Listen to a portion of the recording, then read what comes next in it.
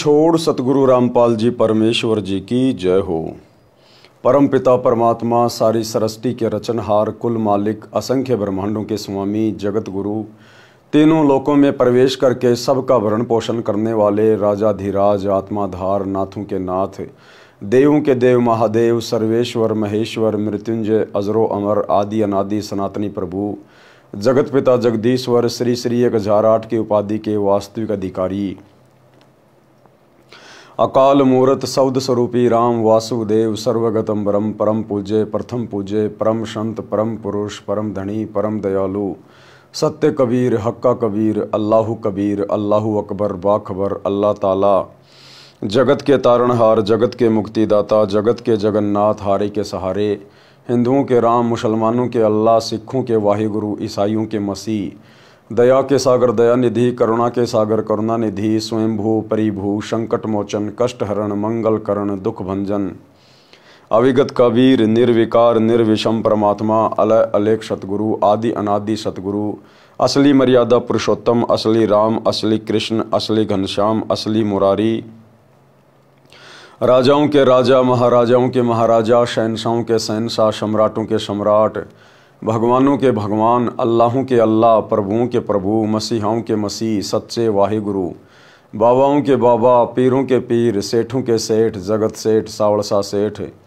सर्वगुण संपन्न, अनंत कोटि कलाओं के स्वामी, अनंत कोटि ब्रह्मांडों के नायक, योगियों में महायोगी, ध्यानियों में महाध्यानी, सिद्धों में परम सिद्ध, ज्ञानियों में तत्वज्ञानी, ब्रह्म ज्ञानी, महाज्ञानी, परम ज्ञानी, सर्वश्रेष्ठ ज्ञानी, विज्ञानी, युवा कबीर, समर्थ कबीर, असमवात, अमित ओझा, सच्चे रहनुमा, करीम अल्लाह, सुभान अल्लाह, दुनिया के अंतिम पैगंबर, 8 सितंबर 1951 से गांव धनाना, जिला सोनीपत, हरियाणा, भारतवर्ष की पावन भूमि पे प्रकट रियल कल की भगवान श्री नारायण साकार हरि, श्री बाबा साहेब, नूर अनंत परमात्मा, संत शिरोमणि सतगुरु रामपाल जी परमेश्वर जी के चरण कमल में साध संगति से जुड़े हुए देश विदेश से आप और हम सभी सत्सेवक भाई बहनों का अनंत कोटि दंडवत प्रणाम। सत्साई भाई और बहनों, दया परमपिता परमेश्वर जी की, सारी सृष्टि के सर्जनहार सतगुरु रामपाल जी भगवान की, जिनके शुभ आशीर्वाद से, विशेष आशीर्वाद से, उन्हीं के कर कमल से लिखित पवित्र पुस्तक जीने की राह के ऊपर वीडियो बनाने की श्रृंखला जारी है। इसी श्रृंखला में आज हमारा ये 23वें नंबर का वीडियो है। प्रत्येक वीडियो में गुरुदेव भगवान के आशीर्वाद से हमें बहुत कुछ अध्यात्म के विषय में जानने और समझने को मिल रहा है। भाई और बहनों, इन सभी बातों से हमारा विश्वास हमारे गुरुदेव भगवान के चरणों में और भक्ति मार्ग पर बढ़ता ही जा रहा है, जो कि गुरुदेव भगवान चाहते हैं। तो पिछले वीडियो में गुरुदेव भगवान ने हमें एक नेक, योग्य, सुयोग्य भगत के विषय में बहुत सारी बातें बताई। साथ में परमात्मा ने गरुड़ बोध के तहत अपनी समर्थता भी बताई। आज के वीडियो में गुरुदेव भगवान ने हनुमान बोध को शामिल किया है, यानी त्रेता युग में श्री रामचंद्र जी के परम भगत हनुमान जी की जीवनी के विषय में कुछ बातें परमेश्वर ने यहाँ पर शामिल की हैं। साथ ही रामायण का भी कुछ आंशिक अंश यहाँ पर लिया गया है।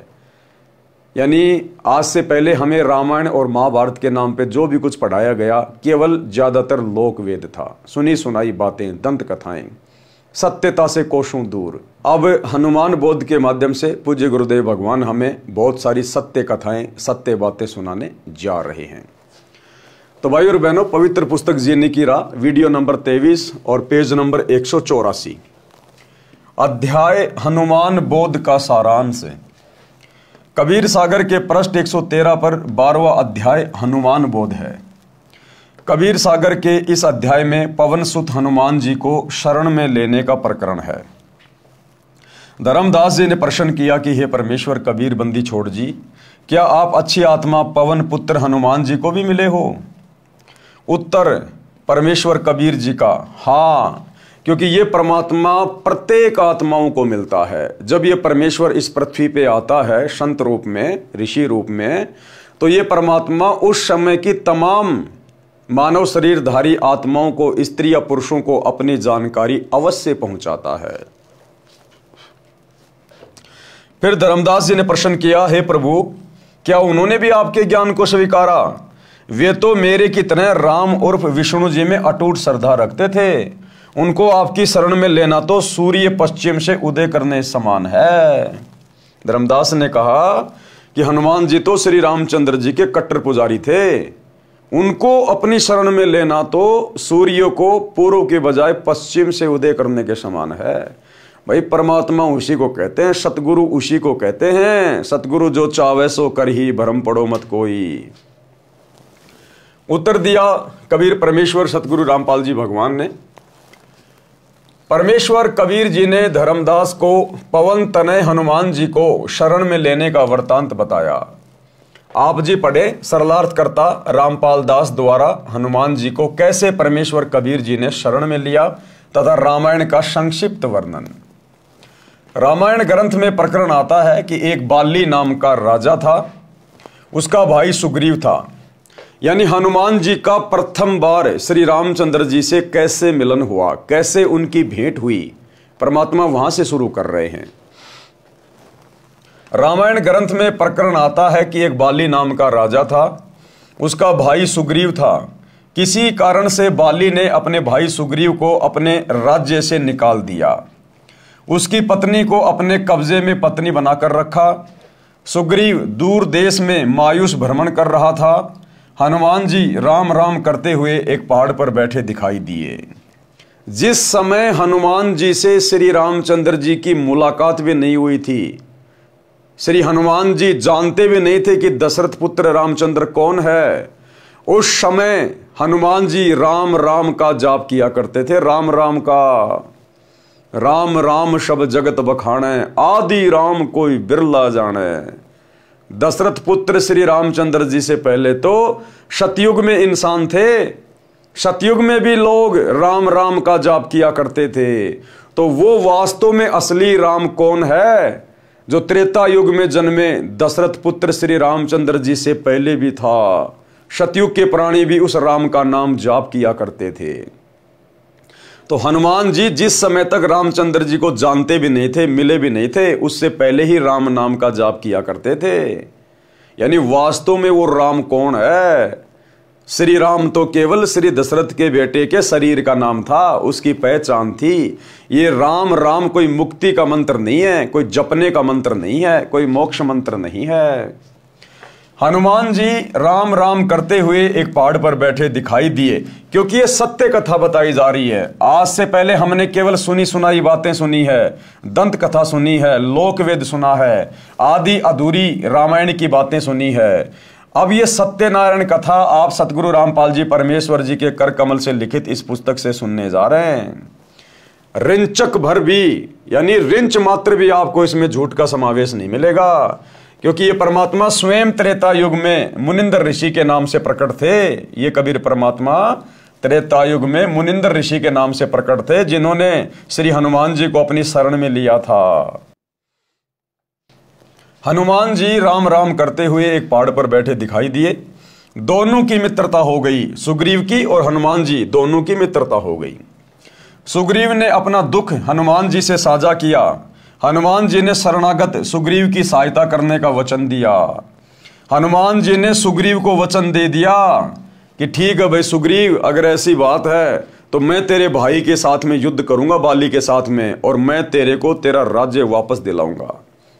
लेकिन कुछ देर बाद जब बातें और आगे बढ़ी और सुग्रीव ने जब बाली की हकीकत बताई कि उसको एक वरदान प्राप्त है ब्रह्मा जी से, वो जिसके साथ आमने सामने की लड़ाई लड़ता है तो बाली के पास सामने वाले की आदि शक्ति आ जाती है, और बाली की तो बाली के पास है ही, इसलिए उसको कोई जीत नहीं सकता। उसके बाद हनुमान जी भी ठंडे पड़ गए। हनुमान जी ठंडे पड़ गए, पहले तो वचन दे दिया बिना सोचे समझे, और जब देखा कि बाली को तो ऐसा वरदान प्राप्त है, अगर आमने सामने की कोई लड़ाई लड़ेगा तो वो बाली को जीत ही नहीं सकता।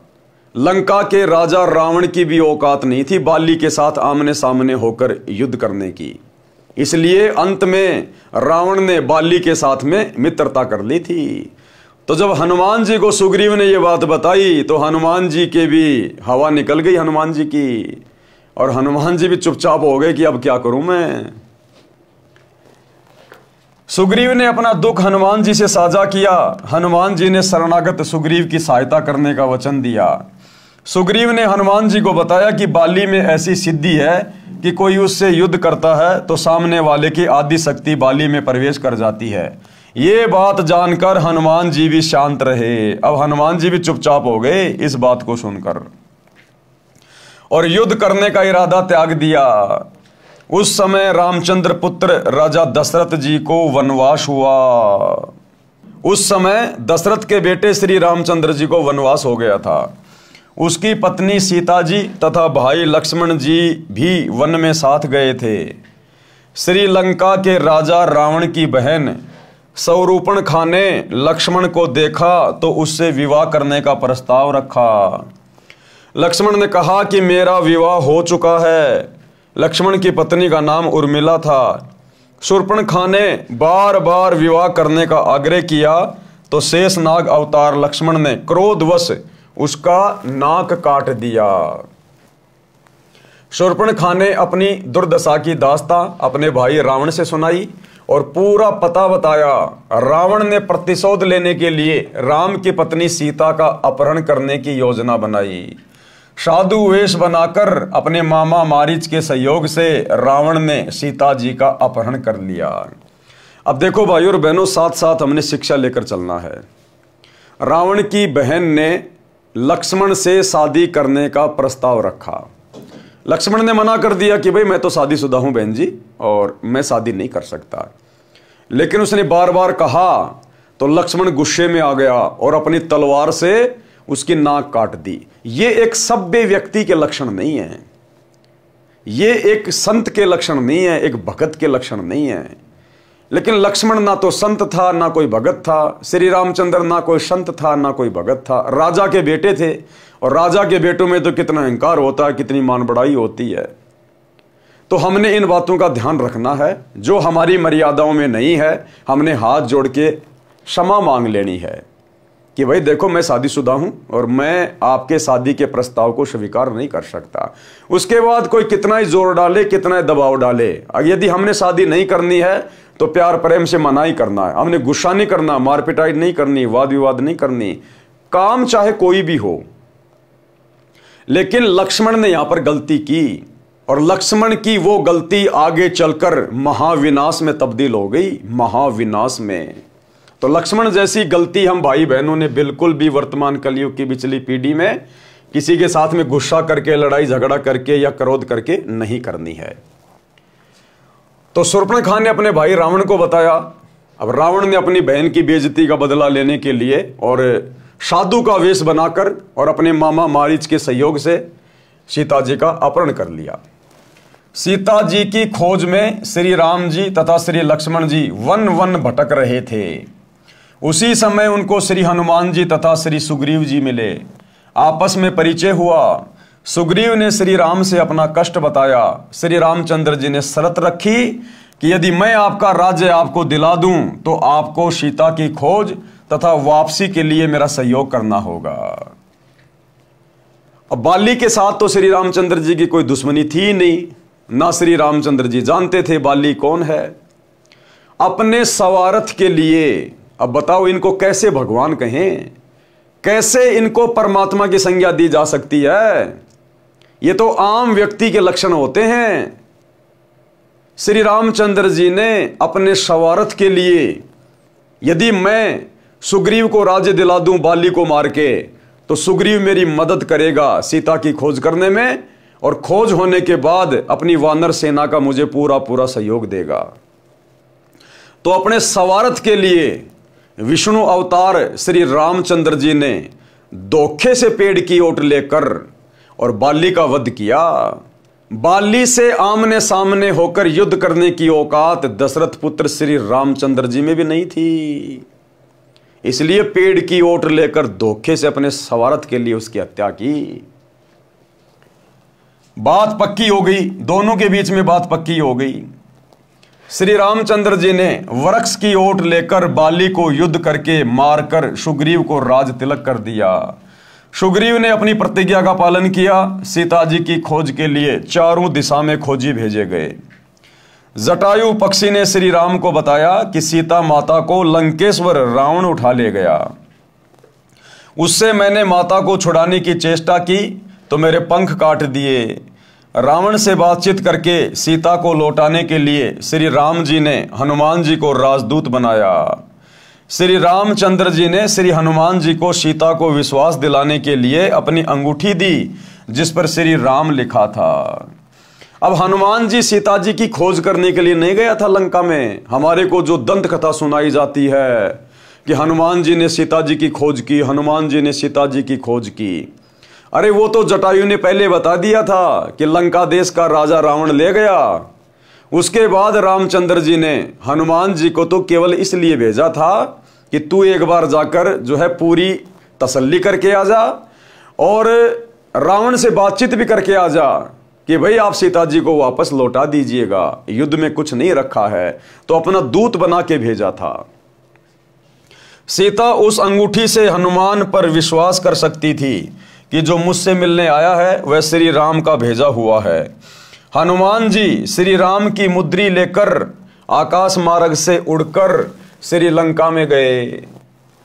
रावण का एक 9 लखा बाग था, उसमें सीता जी को रावण राक्षस ने कैद कर रखा था। हनुमान जी ने सीता माता को अंगूठी देकर अपना विश्वास दिलाया।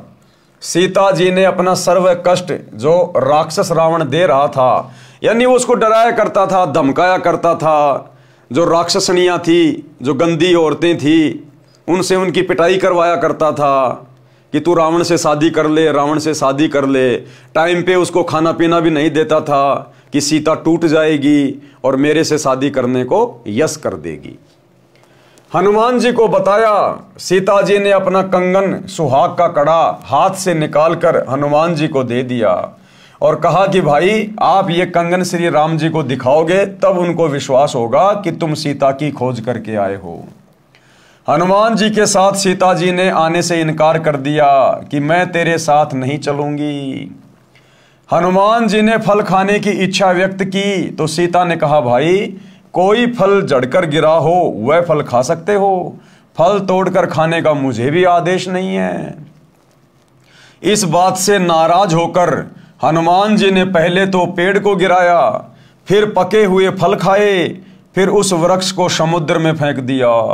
ऐसे हनुमान जी ने रावण का 9 लखा बाग उजाड़कर वृक्ष समुद्र में फेंक दिए। लंका के राजा रावण ने हनुमान की पूंछ पर कपड़े रुई बांधकर आग लगा दी थी। हनुमान ने अपनी दुम की अग्नि से रावण की लंका को आग के हवाले कर दिया। इसके पश्चात आकाश मार्ग से उड़कर समुद्र पार करके एक पहाड़ी पर उतरे। सुबह का समय था। पहाड़ पर जलाशय पवित्र जल से भरा था। पास ही बाग था जिसमें फलदार वृक्ष थे। हनुमान जी को भूख लगी थी। स्नान करने का विचार किया। कंगन को एक पत्थर पर रख दिया। स्नान करते समय भी हनुमान की एक आंख कंगन पर लगी थी। लंगूर बंदर आया। कौन सा बंदर आया? लंगूर। लंगूर बंदर किसको कहते हैं? काले मुंह वाले बंदर को। अब ये बातें कौन बता सकता है भाई और बहनों? वही बता सकता है जो उस समय प्रत्यक्ष था, जो अंतर्यामी है, हर युग की बातें जानता है, जिसने पूरी राम कहानी लिखी हुई है। तो कौन सा बंदर आया? क्योंकि बंदर की तो बहुत सारी प्रजातियां हैं। एक प्रजाति है लंगूर। तो गुरुदेव भगवान लिख रहे हैं लंगूर बंदर आया था, जबकि रामायण में आपको कहीं नहीं मिलेगा कि लंगूर बंदर आया था। केवल बंदर का ही जिक्र मिलेगा। उसने कंगन उठाया और चल पड़ा। हनुमान जी को चिंता बनी कि कहीं बंदर इस कंगन को समुद्र में ना फेंक दे, मेरा परिश्रम पर पानी फिर जाए। अब लंका में जाने का रास्ता भी बंद हो गया। अजीब परेशानी में हनुमान बंदर के पीछे पीछे चला। देखते देखते बंदर ने वह कंगन एक ऋषि की कुटिया के बाहर रखे एक घड़े में डाल दिया और आगे दौड़ गया। हनुमान जी ने राहत की सांस ली। अब वहां उस कुटिया में मुनिंदर ऋषि नाम से यही कबीर परमात्मा सतगुरु रामपाल जी भगवान बैठे थे, जो त्रेता युग में मुनिंदर ऋषि के नाम से प्रकट थे। उस कुटिया में मुनिंदर ऋषि के रूप में गुरुदेव भगवान बैठे हुए थे। कलश में झांककर कंगन निकालना चाहा तो देखा घड़े में एक जैसे अनेकों कंगन थे। अब हनुमान जी ने उस घड़े में हाथ डाल के कंगन निकालना चाहा। जिस घड़े में बंदर ने वो कंगन डाल दिया था, तो हनुमान जी ने देखा इसमें तो एक जैसे ही बहुत सारे कंगन हैं, बहुत सारे। हनुमान जी को फिर समस्या हुई, कंगन उठा उठा कर देखे, कोई अंतर नहीं पाया। अपना कंगन कौन सा है, कहीं मैं गलत कंगन ले जाऊं और श्री राम कहे ये कंगन सीता का नहीं है, मेरा प्रयत्न व्यर्थ हो जाएगा।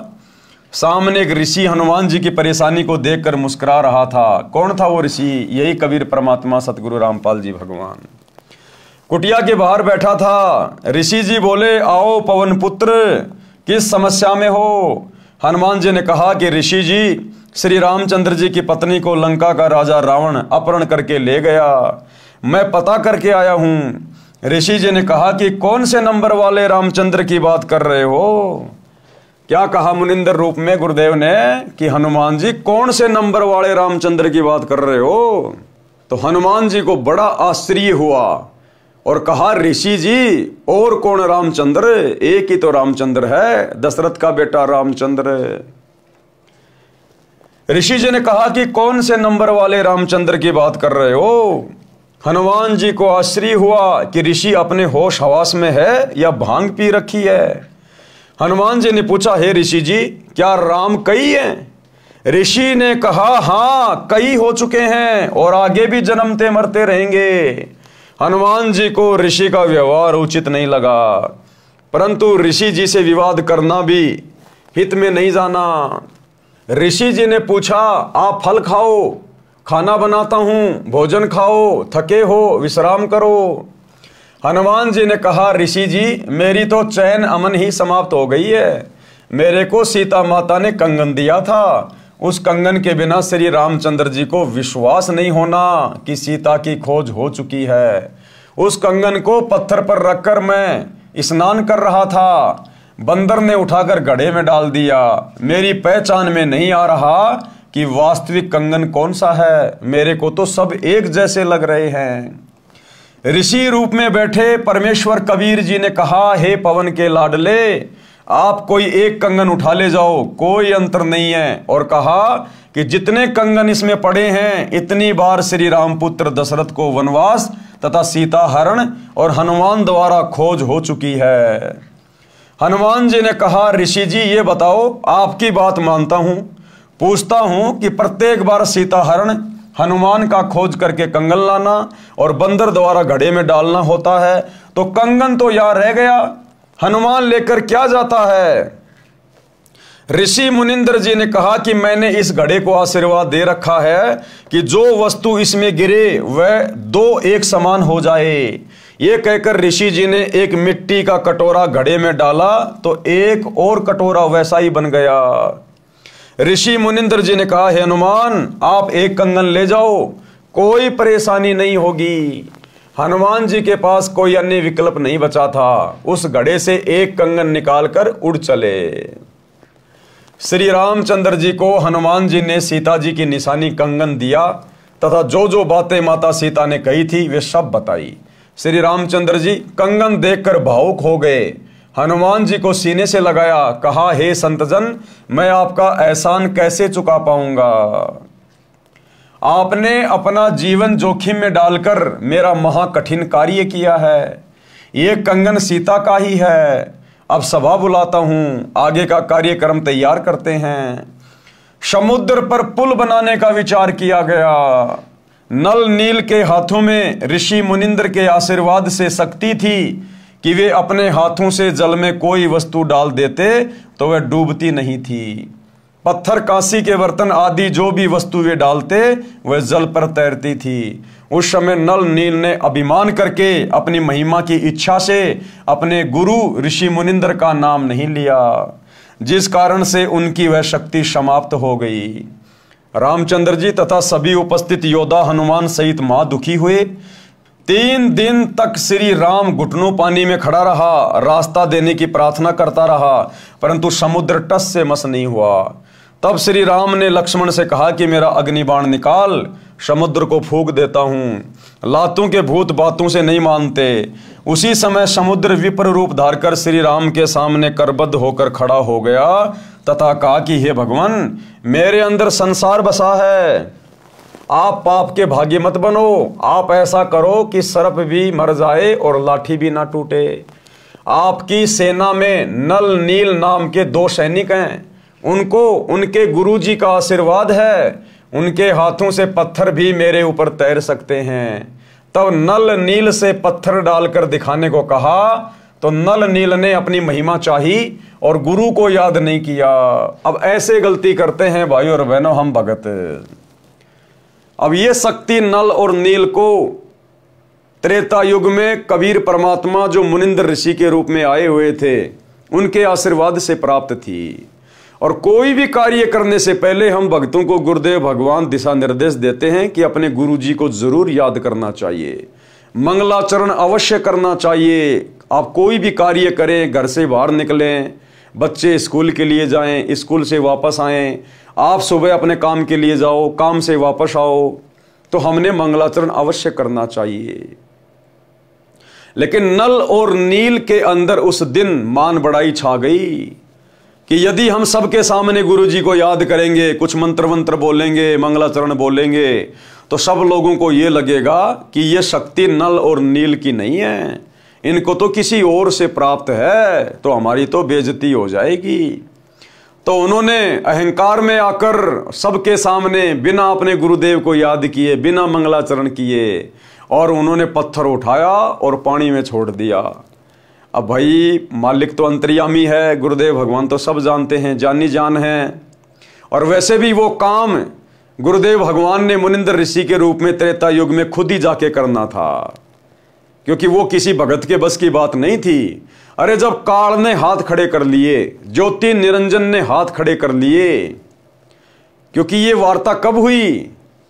जब प्रथम बार परमात्मा जोगजीत के रूप में काल के साथ वार्ता कर रहे थे तपस्या पे, उस समय काल ने कहा था कि आप त्रेता युग में जाना और ऐसे ऐसे मेरा पुत्र विष्णु, उसको नारद श्राप देगा और वो रामचंद्र रूप में अपना कर्म भोगने के लिए नीचे जाएगा, 14 साल का वनवास होगा, उसकी पत्नी को रावण उठा के ले जाएगा और ऐसे ऐसे फिर वो समुद्र पे पुलिया बनाएगा, वो पुलिया नहीं बना पाएगा। हे भगवान, जब आप नीचे जाओ तो आप मेरे पुत्र की वो पुलिया बनाने में सहयोग करना, मदद करना, उसकी पुलिया बनवाना।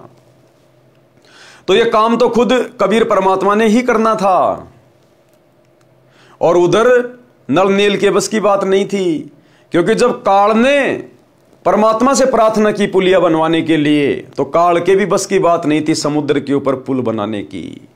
क्योंकि भाई और बहनों, ये जो तत्व हैं 5, पृथ्वी, अग्नि, जल, वायु, आकाश, ये कबीर परमात्मा सतगुरु रामपाल जी भगवान के अधीन है, ये उनके गुलाम हैं।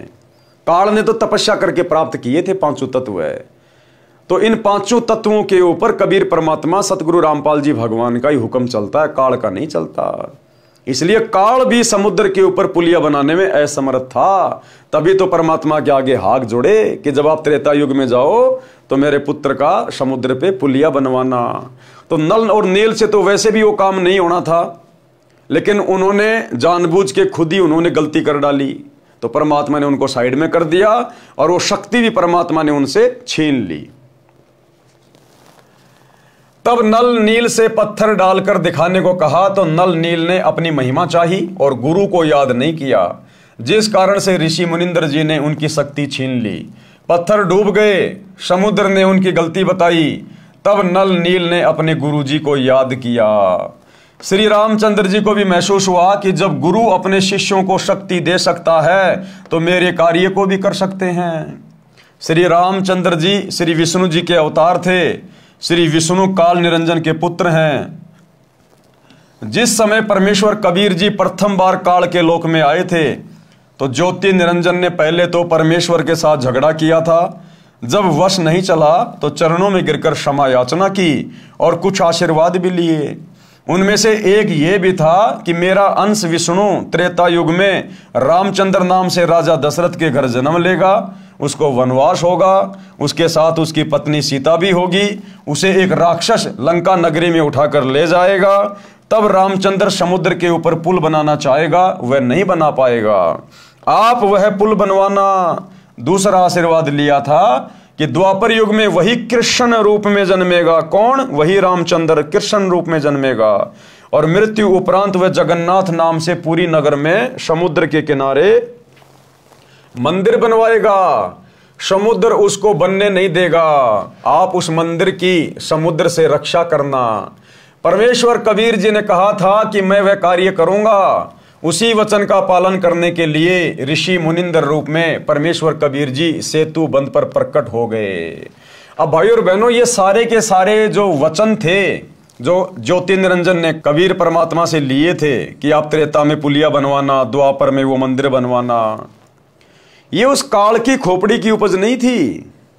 परमात्मा ने उसको ऐसे वचन मांगने की प्रेरणा की, क्योंकि परमात्मा यहां आकर इन घटनाओं को जन्म देकर और इन अवतारों को आधा अधूरा साबित करना चाहते थे।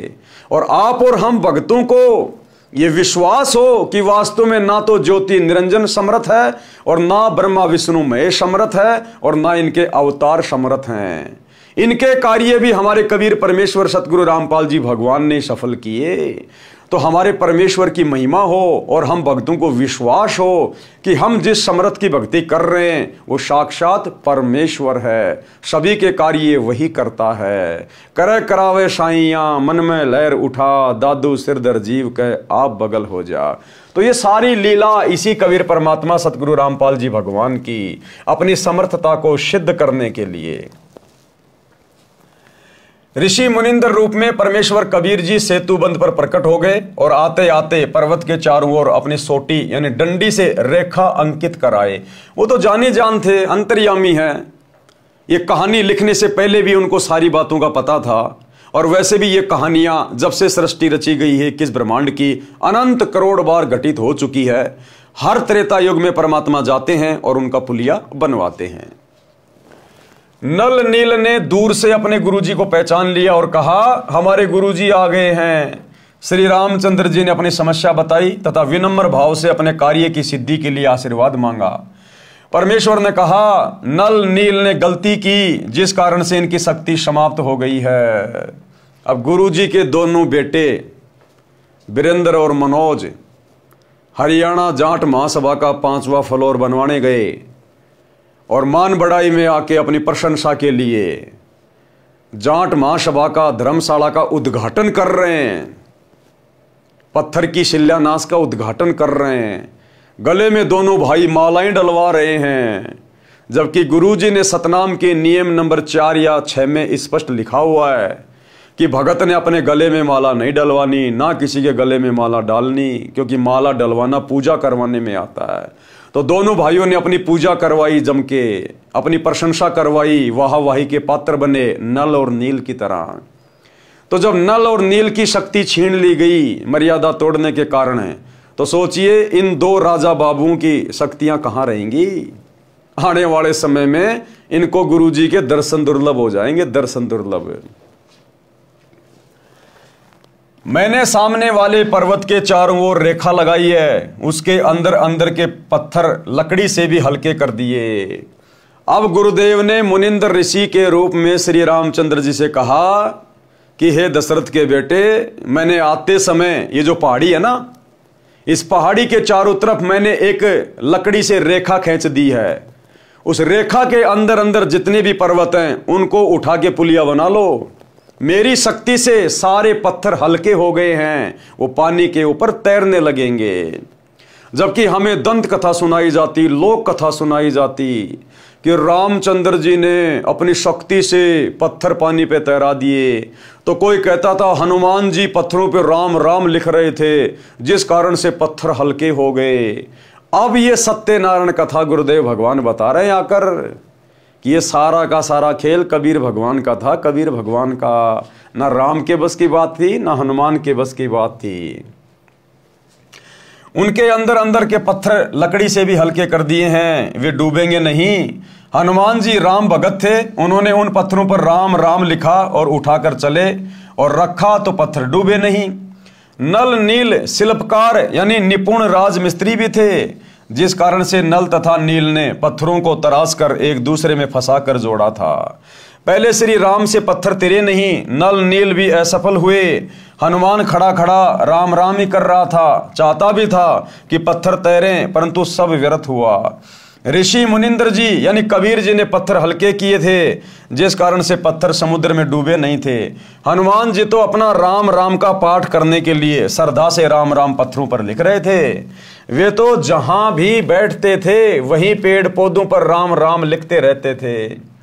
हनुमान जी तो श्री रामचंद्र जी पुत्र दशरथ को जानते भी नहीं थे, उससे पहले भी राम राम का जाप किया करते थे। जैसा कि लोकवेद यानी दंत कथा सुनते आए हैं कि नल नील ने पत्थर तैराए थे तब पुल बना। कोई कहता था कि हनुमान जी ने पत्थरों पर राम राम लिखा जिस कारण से पत्थर तैरे थे, और ये भी सुनते थे कि श्री राम ने पत्थर तैराए थे। कारण ये रहा है कि जो बातें पत्थर तैराने की हुई थी और मुनिंद्र ऋषि जी ने कहा था कि मैंने पर्वत का पत्थर हल्का कर दिया है, ये वार्ता 10-20 व्यक्तियों के समक्ष हुई थी। अब उस समय सेना तो वहां पर करोड़ों में थी, और कबीर परमात्मा की जो मुनिंद्र ऋषि के रूप में गए थे, उस समय जो वार्ता हुई थी उन पत्थरों को तैराने की, परमात्मा ने कहा कि मैंने इस पहाड़ी के पत्थरों को हल्का कर दिया मेरे आशीर्वाद से। अब यह बात तो केवल 15-20 लोगों के बीच में हुई थी, वो करोड़ों की सेना को थोड़ी पता था वहां पे क्या बात हो रही है, तो बाकी लोगों को नहीं पता था इस बात का। तो जब हनुमान जी उस पहाड़ी के भारी भारी पत्थर उखाड़ उखाड़ के और उन पे राम राम लिख रहे थे, तो आम सेना ये सोचने लगी कि ये पत्थर तो इसलिए तैर रहे हैं कि हनुमान जी ने इसके ऊपर राम लिख दिया, क्योंकि वार्ता तो 15-20 लोगों के बीच में हो रही थी। बाकी सेना को तो पता ही नहीं आगे क्या बातचीत हो रही है, किसने पत्थर हल्के कर दिए, कौन है मुनिंद्र जी। तो लोगों ने सोचा ये तो हनुमान जी ने राम राम लिख दिए जिस कारण से पत्थर हल्के हो गए। तो युद्ध के बाद जो सैनिक वीर गति को प्राप्त नहीं हुए, जो बच गए, उन्होंने अपने अपने गांव में आके, अपने अपने घरों में आके फिर ये बातें आगे फैला दी कि हनुमान जी ने राम राम लिखा जिस कारण से पत्थर पानी पे तैर गए, क्योंकि उनको सत्यता का नहीं पता था, जिस कारण से ये झूठी कथा समाज में प्रचलित हो चली। यह वार्ता 20-30 व्यक्तियों के समक्ष हुई थी। शेष करोड़ों व्यक्ति युद्ध के लिए आए थे, वे तो आज्ञा मिलते ही पत्थर लाने लगे। उन्होंने देखा कि हनुमान जी राम राम लिख रहे थे, अन्य उन पत्थरों को उठा उठा कर ले जा रहे थे, आगे नल नील पत्थरों से पुल बना रहे थे। श्री रामचंद्र जी नल नील को शाबाशी दे रहे थे। अन्य उपस्थित व्यक्तियों ने एक दूसरे को बताया कि हनुमान जी ने पत्थरों के ऊपर राम राम लिख दिया, जिस कारण से पत्थर जल पर तैर रहे थे। कुछ को लगा कि नल नील के हाथों में करामात है, जिस कारण से पत्थर तैर रहे हैं। इस प्रकार यह गलतफहमी यानी भ्रमणा फैल गई। पुल बनाकर युद्ध में लग गए, अधिकतर तो मर गए, कुछ बचे वे अपने घर चले गए। उन्होंने अपने अपने नगर गांव में यह गलत सूचना फैला दी जो आज तक निर्विवाद चल रही है। सच्चाई यह है जो इस दास रामपाल दास ने बताई है। युद्ध हुआ, श्री राम की सेना पर नागफांस शस्त्र छोड़ा गया, जिस कारण से श्री राम, हनुमान, जामवंत, सुग्रीव, अंगद सहित सर्व सेना नागों यानी सर्पों द्वारा बांध दी गई। सर्प लिपट गए, हाथों को भी शरीर के साथ जकड़ दिया, जैसे ईखों को किसान बांध देता है, ऐसे निष्क्रिय हो गए। तब गरुड़ को बुलाया गया, गरुड़ ने सर्व नाग काटे, तब सर्व सेना तथा श्री राम बंधन मुक्त हुए। अब बताओ, काहे के भगवान, काहे के परमात्मा श्री रामचंद्र जी। रावण ने अपनी सिद्धि शक्ति से नाग फांस से पूरी रामचंद्र जी की सेना को हनुमान सहित जामवंत, अंगद, सुग्रीव सबको बांध दिया यूं बिल्कुल, और सांप लिपट गए चारों तरफ यूं, जैसे गन्ने की पुड़ी को बांध दिया करते हैं किसान भाई, ऐसे बांध दिया। अब श्री रामचंद्र ने देखा भैया मरेगा, अब कोई बचाव नहीं है, तो श्री विष्णु जी के वाहन से यानी अपने वाहन से प्रार्थना की, गरुड़ पक्षी से, कि हे गरुड़ अपने स्वामी को बचाओ, अपने भगवान को बचाओ। भगवान भगत के आगे हाथ जोड़ रहा है। श्री रामचंद्र जी की पुकार पर वो गरुड़ पक्षी आया, बहुत सारे गरुड़ उत्पन्न हो गए सिद्धि से, और अपनी चोंच से उन सर्पों को काटा, मारा, तब जाकर श्री रामचंद्र जी बंधन मुक्त हुए। तो परमात्मा अपनी वाणी में कहते हैं कि बंधन काटे विपत्ति में, क्योंकि श्री रामचंद्र जी पर विपत्ति आ गई थी, नागफांस में बंध गया था।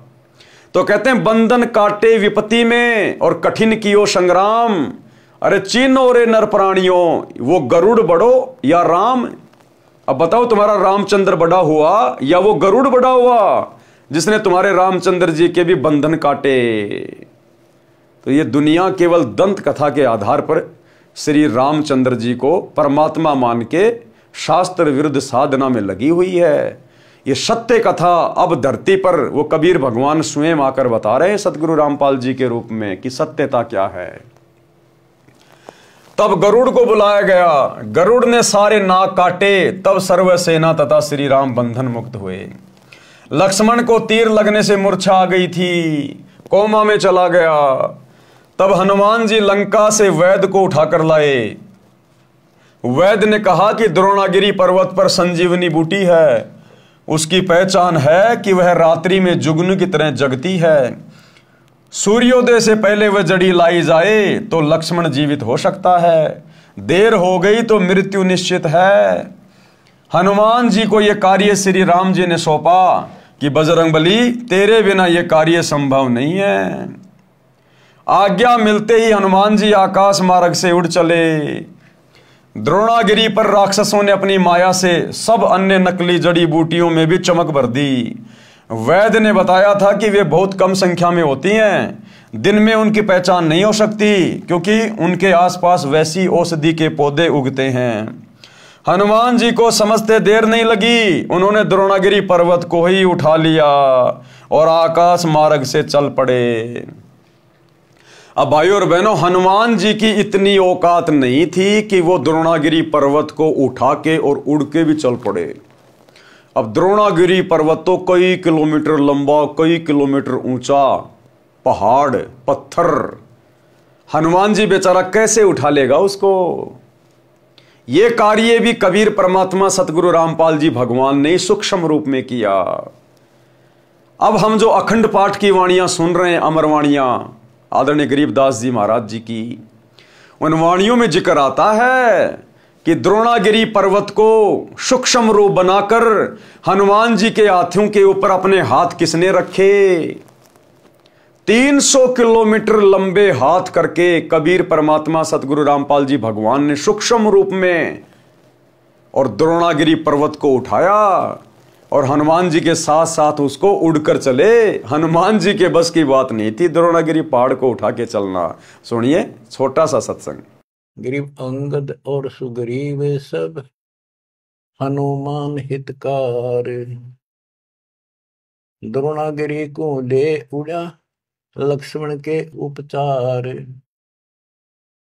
बच्चों एक बात विचार करो, हनुमान जी ने पहाड़ उठा दिया, कितना बड़ा द्रोणागिरी उठाया जा सकता है? ये मूसल उठाया, ये सारा खेल दाता का था, वो भी उठा लिया और फिर उड़ के भी चल पड़ा।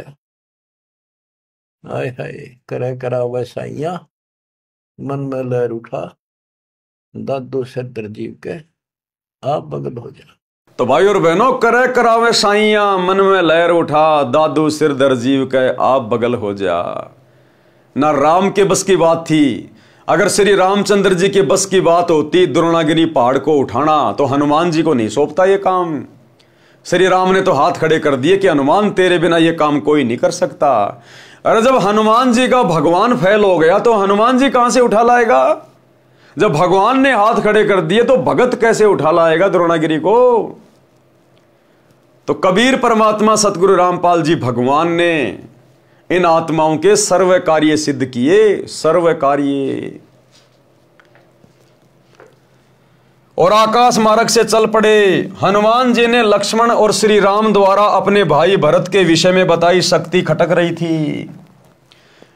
अब श्री रामचंद्र जी और लक्ष्मण जी जो वन में भटक रहे थे, वो कई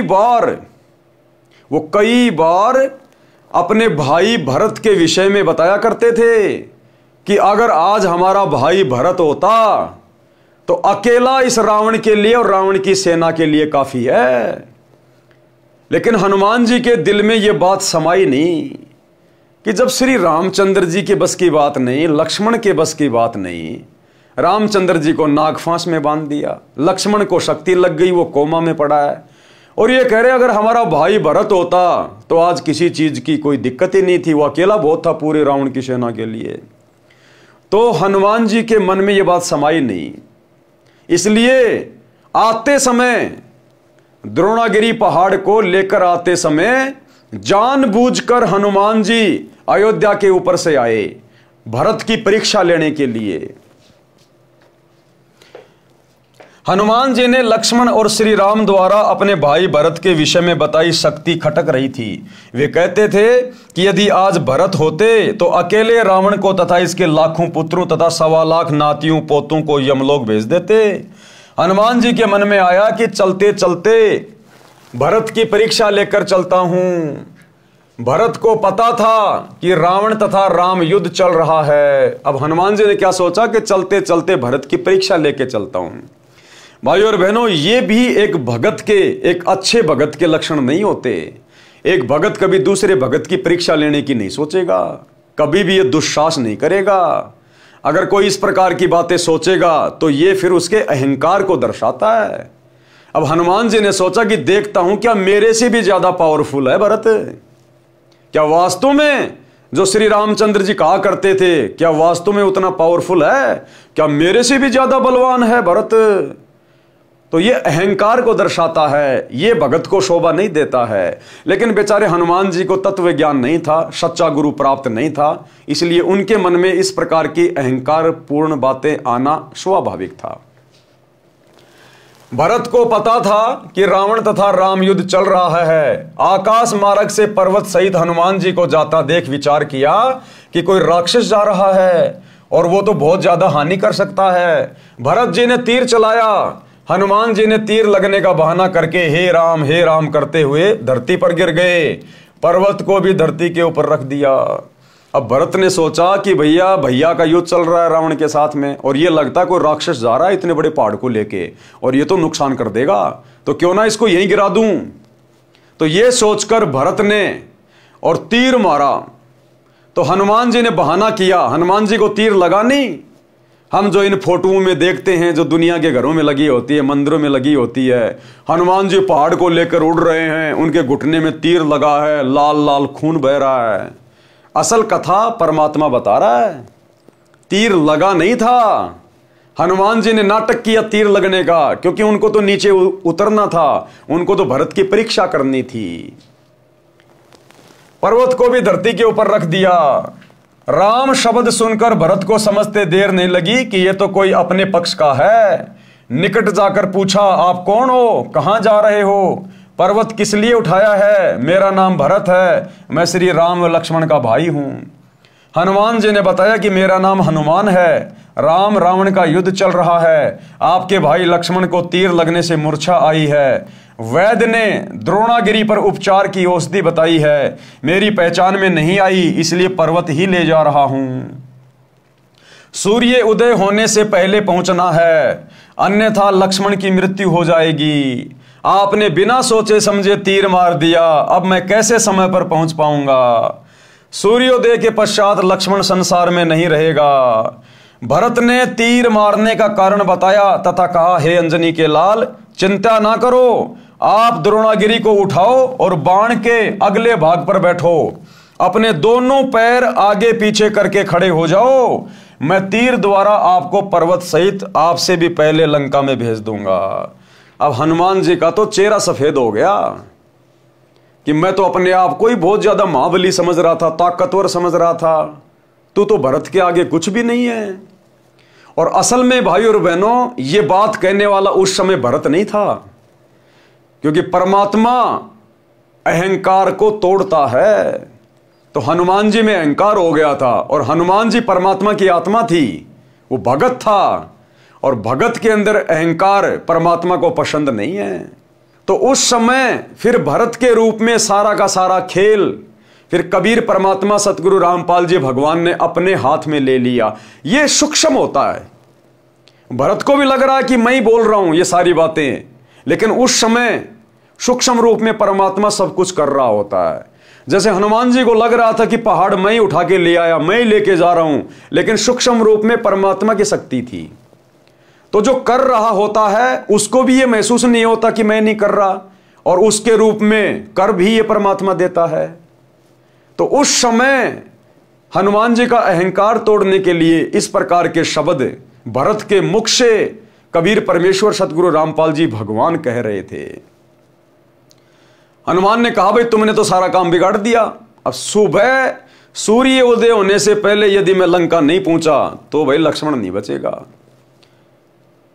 तो भरत ने कहा, परमात्मा की शक्ति से कहा, जिस प्रकार वो भैंसा 650 साल पहले बनारस के तोताद्री शहर में कबीर परमात्मा ने आशीर्वाद दिया, वो भैंसा वेद मंत्र बोलने लग गया। ऐसे ही परमेश्वर कबीर जी की शक्ति से बोला कि हनुमान जी चिंता मत करो अंजनी के लाल, ये मेरा तीर है। तीर, इस तीर के आगे वाले भाग पे तू इस पर्वत को उठा के और आगे पीछे पैर करके खड़ा हो जा। मैं तेरे को, तू सुबह की बात कर रहा है, तेरे को अभी भेज देता हूं मैं। तो हनुमान जी को तो विश्वास नहीं हुआ कि तीर के अगले भाग पे, तीर को अगर यूं पकड़ा जाए और उसके आगे के भाग पे यदि कोई 5 किलो वस्तु भी लटका दे, आदमी एक हाथ से रोक नहीं सकता। अगर उसके हाथ में लटकाई जाए तो रोक लेगा, लेकिन हाथ से तीर पकड़ना और तीर के भी आगे वाले भाग पे वो वजन रखना आम आदमी नहीं उठा सकता, उठा ही नहीं सकता आदमी, चाहे कितना बड़ा, चाहे कोई पहलवान क्यों ना हो। और द्रोणागिरी पहाड़, अरबों खरबों टन वजन, साथ में हनुमान जी भी पूरा अट्टा पहलवान। और तीर के अगले भाग के ऊपर हनुमान जी को बैठा दिया, नीचे जमीन पे तीर रख के, और हनुमान जी पहाड़ को लेके यूं खड़े हो गए।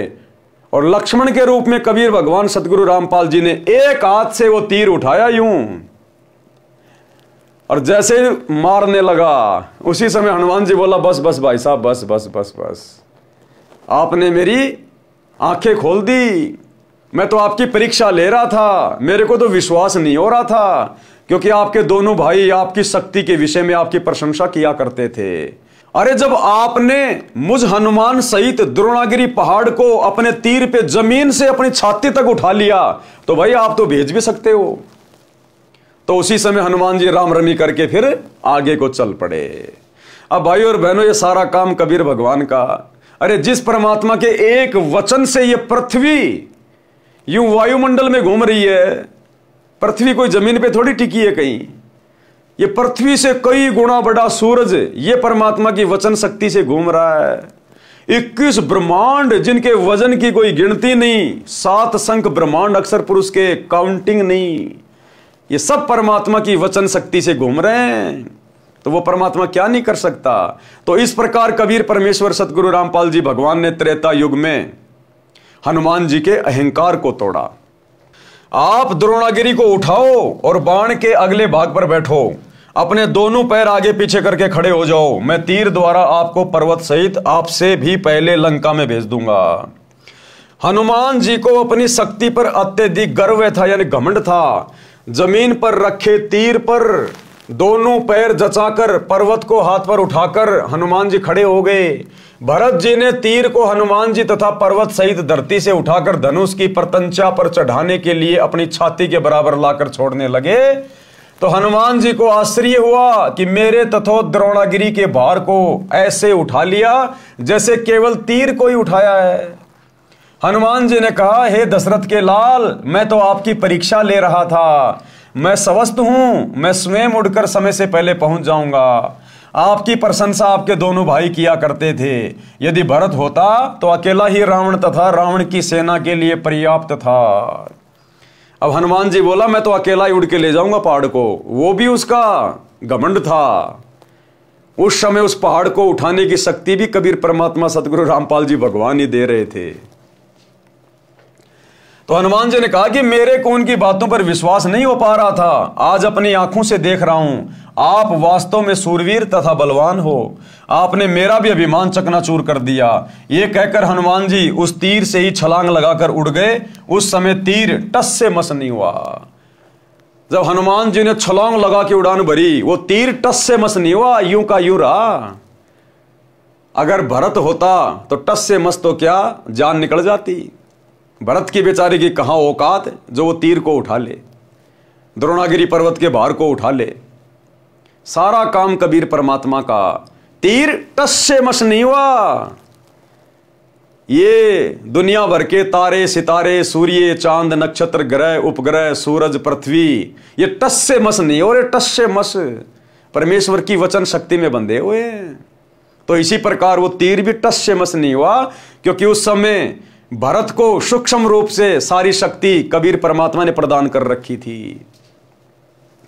विचार करने की बात है। देखो गुरुजी क्या कह रहे हैं कि बच्चों विचार करने की बात है, ये भरत के बस की बात नहीं थी।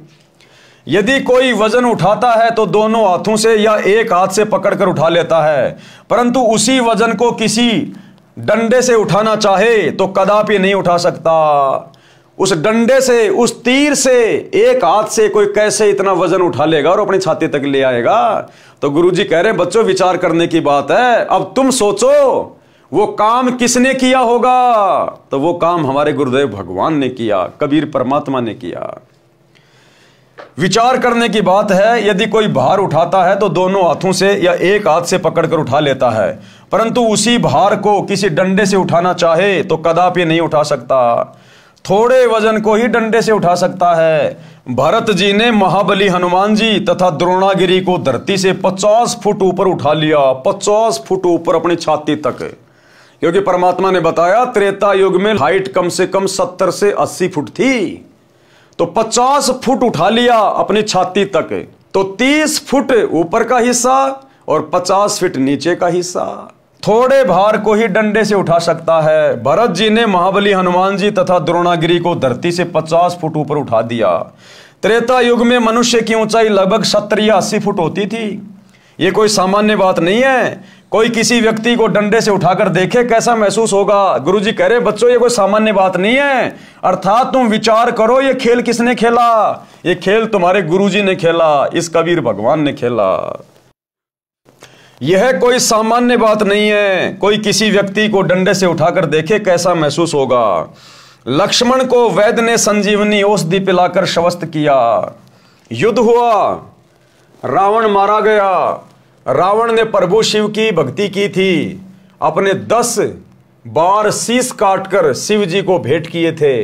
10 बार शिव जी ने उसको वापस कर दिए तथा आशीर्वाद दिया कि तेरी मृत्यु 10 बार गर्दन काटने के पश्चात होगी। रावण के 10 बार सिर काटे गए थे। फिर नाभि में तीर लगने से, नाभि अमृत नष्ट होने से रावण का वध हुआ। 10 बार सिर कटे, 10 बार वापिस सिर धड़ पर लग गए।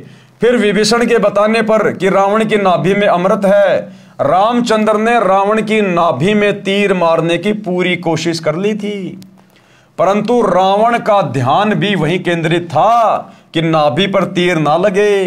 रामचंद्र जी ने परमेश्वर को याद किया। उस दशरथ के बेटे रामचंद्र ने परमात्मा को याद किया, परमात्मा को। हालांकि वो जानता नहीं कि परमात्मा कौन है, लेकिन जब आत्मा दुखी होती है, आत्मा रोती है, तो परमात्मा को याद करती है। तो आत्मा से रोए दशरथ के बेटे रामचंद्र कि हे भगवान ये राक्षस तो मर ही नहीं रहा, क्योंकि 10 बार सिर काट दिए।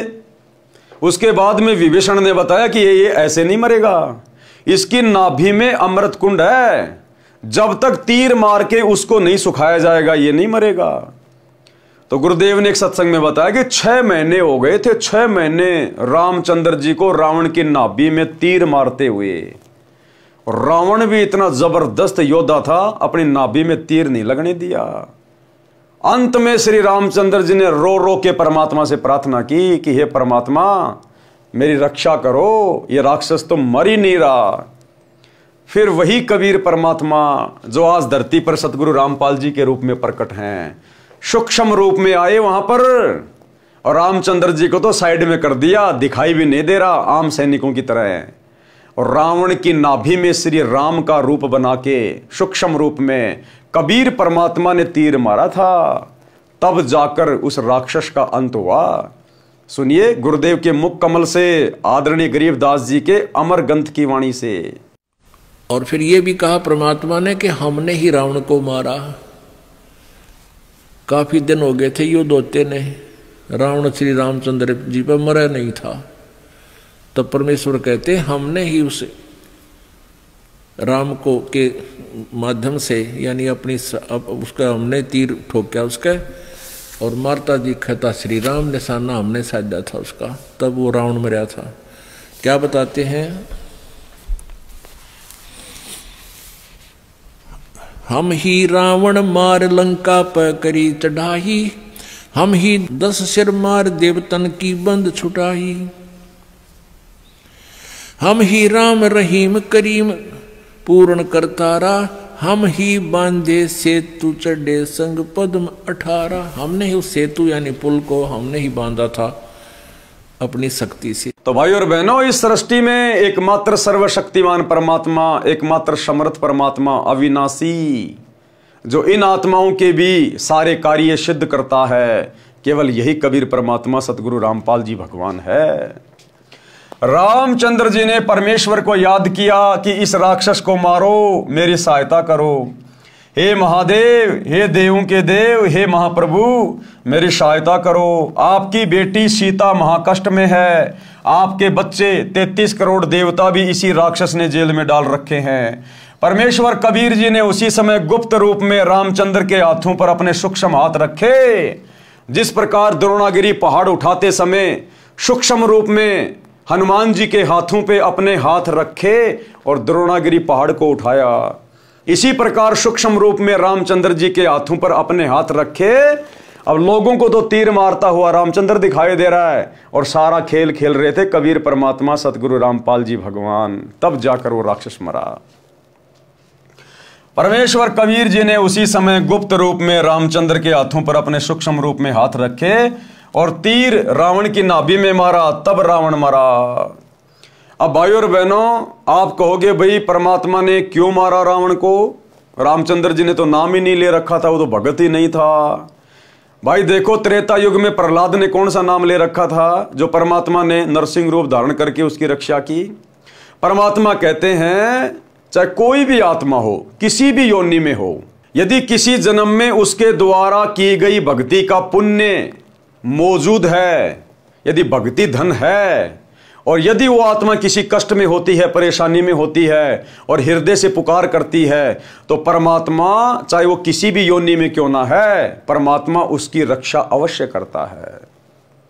जिस प्रकार महाभारत के युद्ध में टटीरी पक्षी के अंडों की रक्षा उसकी पुकार पर परमात्मा ने इंद्र के हाथी का घंटाड़ा तोड़ के की। अब बताओ, वो टटीरी पक्षी, उसको तो पता भी नहीं भगवान कौन है, राम कौन है, श्री कृष्ण कौन है, कबीर जी कौन है। उसने तो आत्मा से पुकार की थी अपने अंडों की रक्षा के लिए। तो वो जो टटीरी पक्षी थी, किसी जन्म में वो कबीर भगवान सतगुरु रामपाल जी की भगत थी, लेकिन मर्यादा में रही नहीं, थोड़े दिन भक्ति की और फिर बैठ गई। उस भक्ति के प्रतिफल में परमात्मा ने उसके बच्चों की रक्षा की। तो इस प्रकार ये परमात्मा रक्षा करता है, चाहे राम हो, चाहे कृष्ण हो, चाहे कोई अन्य 84 लाख योनियों में कोई पशु पक्षी हो। तो परमेश्वर कबीर जी ने उसी समय गुप्त रूप में रामचंद्र के हाथों पर अपने सूक्ष्म हाथ रखे और तीर रावण की नाभि में मारा, तब रावण मरा। यह है सत्यनारायण कथा, सच्ची कथा। अब दुनिया में केवल लोकवेद चल रहा है, दंत कथा चल रही है। राम ने रावण मार दिया, राम ने रावण मार दिया। राम ने कुछ नहीं मारा, राम खुद मर गया अंत में सरयू नदी में डूब के। राम ने किसी को नहीं मारा। परमेश्वर कबीर जी की प्राप्ति के पश्चात संत गरीबदास जी गांव छुडानी, जिला झज्जर, हरियाणा प्रांत वाले ने परमेश्वर कबीर जी की महिमा बताई है। कबीर जी ने बताया है कि कबीर कहे मेरे हंस को दुख ना दीजिए कोई, संत दुखाए मैं दुखी, मेरा आपा भी दुखी होए। अब ये रामचंद्र किसी जन्म की इस कबीर परमात्मा सतगुरु रामपाल जी भगवान की अच्छी आत्मा थी। जब ये परमात्मा संत रूप में धरती पे आता है तो ये रामचंद्र वाली आत्मा उनकी शरण में थी। थोड़े बहुत दिन भक्ति की, फिर छोड़ छाड़ के भाग गया, लोकलाज में आके, दबाव में आके, जो भी कारण बना होगा। लेकिन वो भक्ति धन है।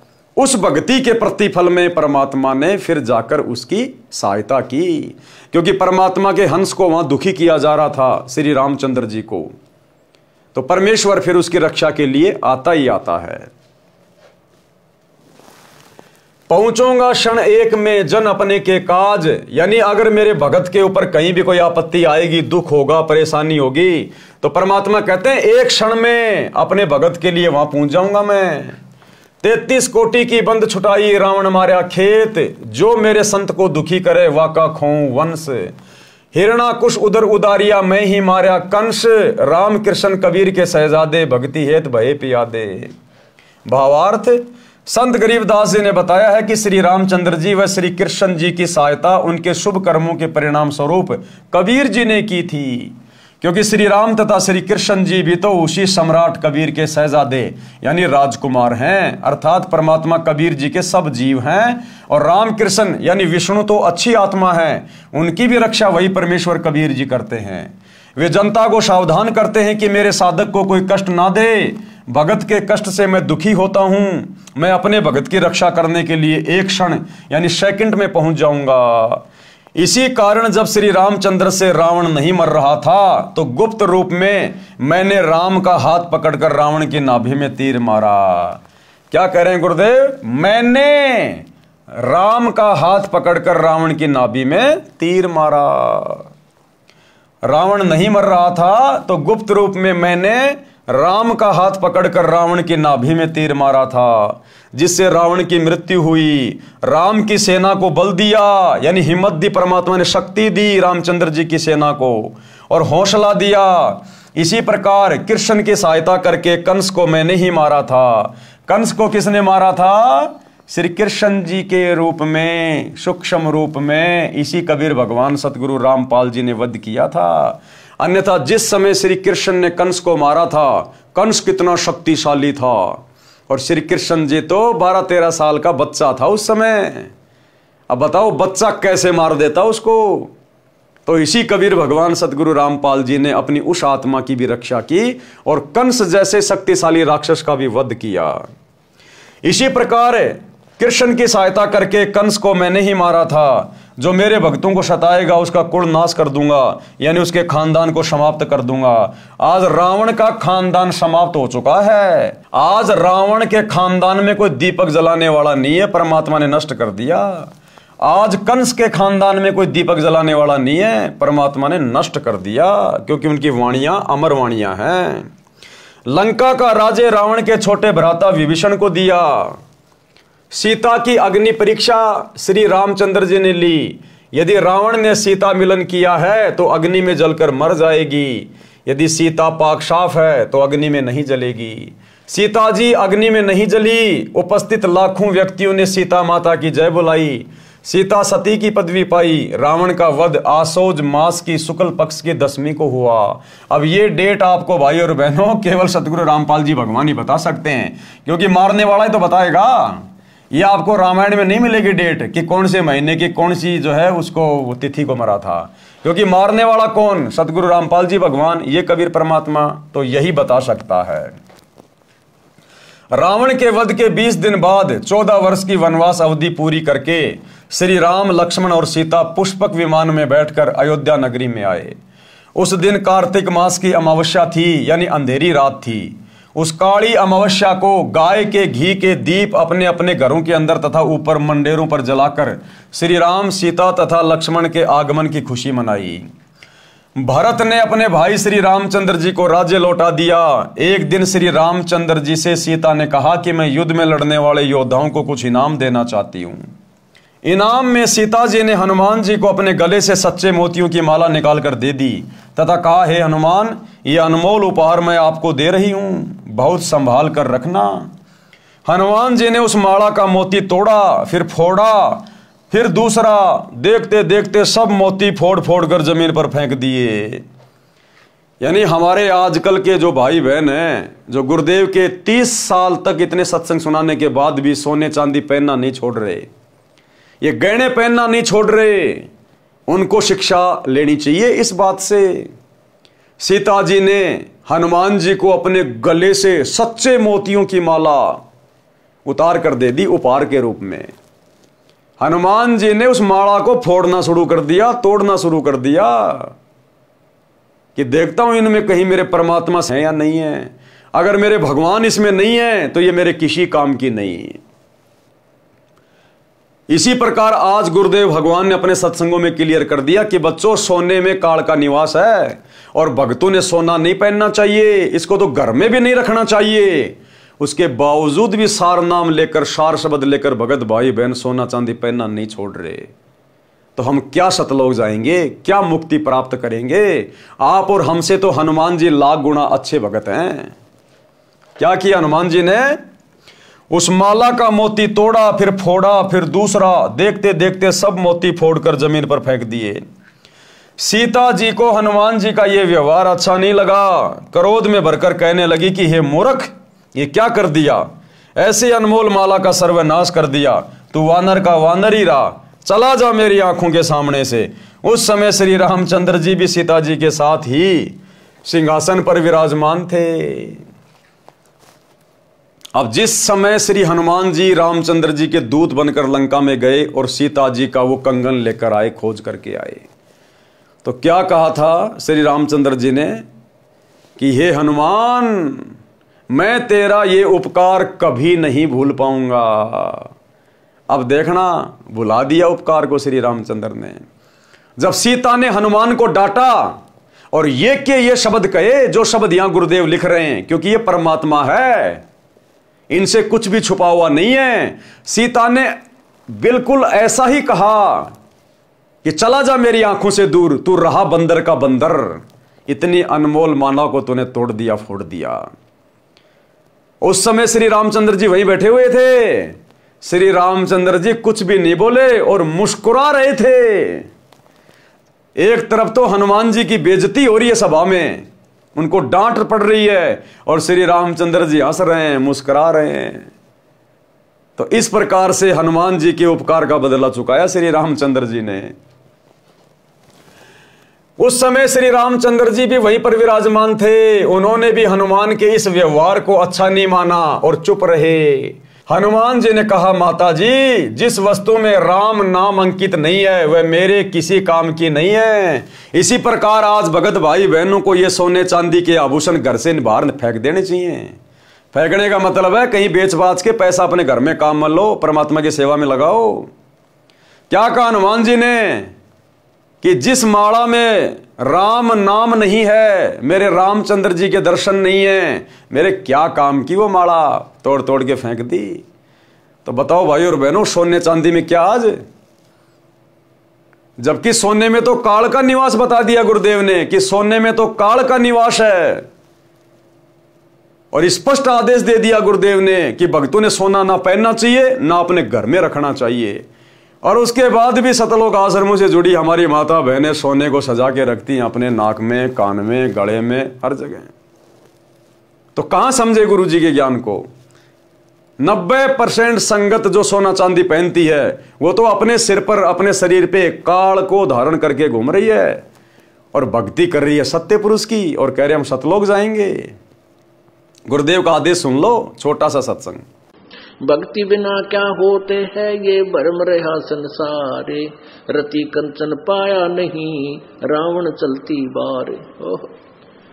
सर्व सोने की लंका थी, किसा को बद्दी था, करके भक्ति सिद्धि प्राप्त, रिद्धि प्राप्त करके, और सोने की लंका जैसे हम गारा की ईंट पका के और मकान बनाते हैं, वो सोने की ईंट बना के, छोटी छोटी ईंटें होती थी पहले, और उनसे सोने ही की वो गारा बना के और महल बनवा रखे थे उसने। इतना धनी था। और आप दौरे मुश्किल से 50-20 ग्राम 20 तोले सोना होगा थर, बुढ़ा बुढ़ा सेठ होगा जिस पर 20-30-40 तोले सोना हो गया। कहते वो रति नहीं लेके गया, एक ग्राम भी नहीं ले जा सका, तुम कहां ले जा सकोगे? और के कला तोड़ दोगे 40 तोले सोने में? ये तो खाम खागा सर दर्द है। सोना तो घर में बना रखना चाहिए आपने, और ना इसको पहनना चाहिए। क्या फायदा कान में डाल लिया, कान नाक में डाल लिया, 36 पंगे कड़े बना लिए। परमात्मा ने इतना सुंदर शरीर दे रखे, इस पर आडंबर करने की कति जरूरत नहीं। इसे भगवान रुष्ट होता है। भगवान की भक्ति करें, चाहे किसा भी शरीर है, काला है, गोरा है, जैसा भी मालिक ने दिया है, इसमें हम परमात्मा पा सकते हैं। इस काया का गर्व ना करियो के काला के गोरा रे, और बिना भजन कुछ काम नहीं आवे, चाहे एतर छड़को चारों हो रे। तो पुण्यात्माओं धीरे धीरे, क्योंकि हम इतने इस सामाजिक माहौल में हम इतने गहरे चले गए कि वहां से वापस आना अपनी पटरी पे हमारे लिए कठिन हो रहा है। हम दलदल में धस गए। लेकिन परमात्मा का सहारा आपको एक क्रेन का काम करेगा। भाई और बहनों, इस सत्संग में गुरुदेव ने बिल्कुल क्लियर कर दिया कि जो सच्चा भगत होगा सोना पहनना तो दूर घर में भी नहीं रखेगा, इसमें काल का निवास है। तो हनुमान जी ने कहा, माता जी जिस वस्तु में राम नाम अंकित नहीं है वह मेरे किसी काम की नहीं। मैंने मोती फोड़कर देखे हैं, इनमें राम नाम नहीं निकला, इसलिए मेरे काम की नहीं है। सीता जी ने कहा, क्या तेरे शरीर में राम नाम लिखा है? अब सीता जी ने क्या कहा, क्या तेरे शरीर में राम का नाम लिखा हुआ है? अब हनुमान जी तो भाई हनुमान जी था, भगत था, बात सीने पे चोट कर गई और परमात्मा ने दिखाना था कि भगत कैसे होते हैं। क्या तेरे शरीर में राम नाम लिखा है? फिर इस शरीर को किस लिए साथ लिए है? इसको फेंक दे फाड़ कर। उसी समय हनुमान जी ने अपना सीना चाक यानी चीर कर दिखाया, उसमें राम नाम लिखा था। हनुमान जी उसी समय अयोध्या त्याग कर वहां से कहीं दूर चले गए। हनुमान जी ने देखा ये तो नकली राम है, नकली, ये तो नकली राम सीता है, ये असली नहीं है। मैंने पूरा जीवन दांव पे लगा दिया इनकी सेवा में और अंत में एक छोटी सी माला के कारण भरी सभा में मेरी बेइज्जती कर रहे हैं। उसी समय हनुमान जी नाराज होकर अयोध्या को छोड़कर चले गए थे। तो हनुमान जी ने अपना सीना फाड़ के दिखा दिया कि मैं मजाक नहीं कर रहा। इसी प्रकार भाइयों और बहनों, आज ही की बात है, क्योंकि इन पुस्तकों पे जो वीडियो बन रहे हैं वो गुरुदेव के विशेष आशीर्वाद से बन रहे हैं, परमात्मा ही बनवा रहे हैं। और जिस चीज की आवश्यकता होती है हमारा विश्वास दृढ़ करने के लिए परमात्मा उपलब्ध भी करवा देते हैं।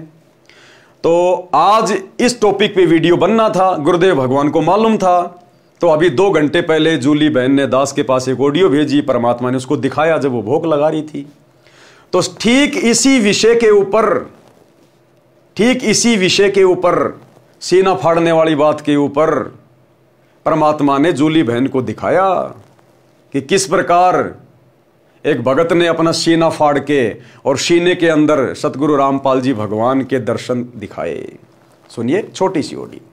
बंदी छोड़ सतगुरु रामपाल जी भगवान जी की जय हो बंदी छोड़ की लौट कोनी और की। सत्ताई भाई जी, दासी अभी परमात्मा जी को छोटी भोग आरती के साथ में भोग लगा रही थी तो मालिक जी ने दर्शन दिए, परमात्मा जी ने दिखाया है। परमात्मा जी बैठे हैं बेड पे, आप जी के घर पर बेड पर बैठे हैं और आप जी नीचे उनके चरणों में बैठे हो और उनके चरण, एक चरण को पकड़ के आप खूब रो रहे हो, मतलब बहुत जोर जोर से रो रहे हो, उनके चरणों को छोड़ नहीं रहे हो। एक बार आपने एक वीडियो बनाया था जिस समय आपने कहा था कि हमने कहा था कि अगर हमारे गुरुजी को नहीं छोड़ा जाएगा, उसके ऊपर कोई आपने वीडियो बनाया था कि हम अपने परिवार के साथ में जान दे देंगे। तो परमात्मा ने सपने में आकर के कहा था सामने प्रकट होकर के कि बच्चा हमने तुम्हें भक्ति के लिए जीवन दिया है, खत्म करने के लिए। ऐसी उसी तरह से उसमें आप रो रहे हो, बस इसी तरह से आप खूब रो रहे हो। परमात्मा जी चरण पकड़ो, जैसे आप कहते हो नहीं हो कि जैसे परमात्मा जी कहीं जा रहे हो ना तो हमें चरण पकड़ लेने, छोड़ने नहीं है। परमात्मा खूब हंस रहे हैं, बेटा छोड़ो छोड़ो, तुम आप जी नहीं छोड़ रहे हो, कस के पकड़े हो एक चरण को, खूब रो रहे हो, खूब जोर जोर से रो रहे हो, खूब आंसू ही बंद नहीं हो रहे आप जी के हैं, आप खूब रो रहे हो। फिर परमात्मा कह रहे बेटा क्यों चरण पकड़े हो? तो आप जी कह रहे हो दाता आपको छोड़ के जाने नहीं दूंगा, दास को साथ में लेके चलना। तो परमात्मा जी हंस रहे हैं, कह रहे बेटा अगर छोड़ के जाना होता तो हम आपके साथ क्यों रहते, 8 साल से आपके साथ में, आप कोई भी भाई बहनों को पैर का नाखून उतरा आपको कोई कष्ट हुआ नहीं ना। जैसे सूर्य आसमान में रहता है और सब जगह उसकी ऊर्जा होती है, इसी तरह तुम्हारा गुरु कहीं भी हो तुम्हारे साथ में, क्योंकि तुमने महसूस किया है, अपने गुरु को जाना है, उनकी महिमा को समझा, उनकी शक्ति को समझा, उनको समझा कि वो कौन शक्ति है। कबीर जी स्वयं सतगुरु रामपाल जी भगवान जी के रूप में प्रकट हैं। तो हम आपको छोड़कर क्यों जाएंगे? पर आप चरण नहीं छोड़ रहे हो, खूब रो रहे हो, बिल्कुल भी चरण नहीं छोड़ रहे हो। परमात्मा खूब खींच रहे हैं अपने चरण को, फिर भी आप नहीं छोड़ रहे हो। फिर परमात्मा ने जी ने दिखाया, एक तरफ आपके लिए बहुत सोना चांदी एकदम सुनहरा सारा सामान है, माया एकदम इकट्ठी कर दी, और एक साइड में आपके लिए 56 प्रकार के भोजन रख दिए हैं। परमात्मा कह रहे बताओ इनमें से क्या चीज मंजूर है, आप जो चीज चाहिए आप ले सकते हो। आप जी कह रहे दास को आपकी चरणों की धूल चाहिए, आपके चरणों को धो धो करके दास पीता रहेगा। हमारे लिए 56 प्रकार का भोजन आपकी चरणों की धूल है, इसी को चाटते रहेंगे, हमारे लिए ये हमें माया नहीं चाहिए दाता, हम इस पे थूकते हैं। परमात्मा ने 3 बार कहा ले लो ले लो, आप जी ने मना कर दिया, नहीं मालिक क्षमा करना, आपकी हर बात दास मानेगा पर यह बात आपकी दास बिल्कुल नहीं मानेगा। और फिर आपने वो ना तो मतलब 56 प्रकार के भोजन में हाथ लगाया, ना ही आपने माया में हाथ लगाया। परमात्मा कह रहे चलो ठीक है, और भी सब भाई बहन बैठे हैं इसी तरह से, वो भी कर रहे हैं जैसे आप कर रहे हो। फिर परमात्मा ने कहा चलो ठीक है, आप हमसे कितना प्यार करते कितना प्रेम करते, हमारे लिए अपना अपना दिल निकालो। आपने चक्कू उठा लिया और आपसे कह रहे हो मालिक हम दिल तो आपको निकाल के दे देते अगर हमारा होता, पर ये दिल हमारा नहीं, ये तो आपका है।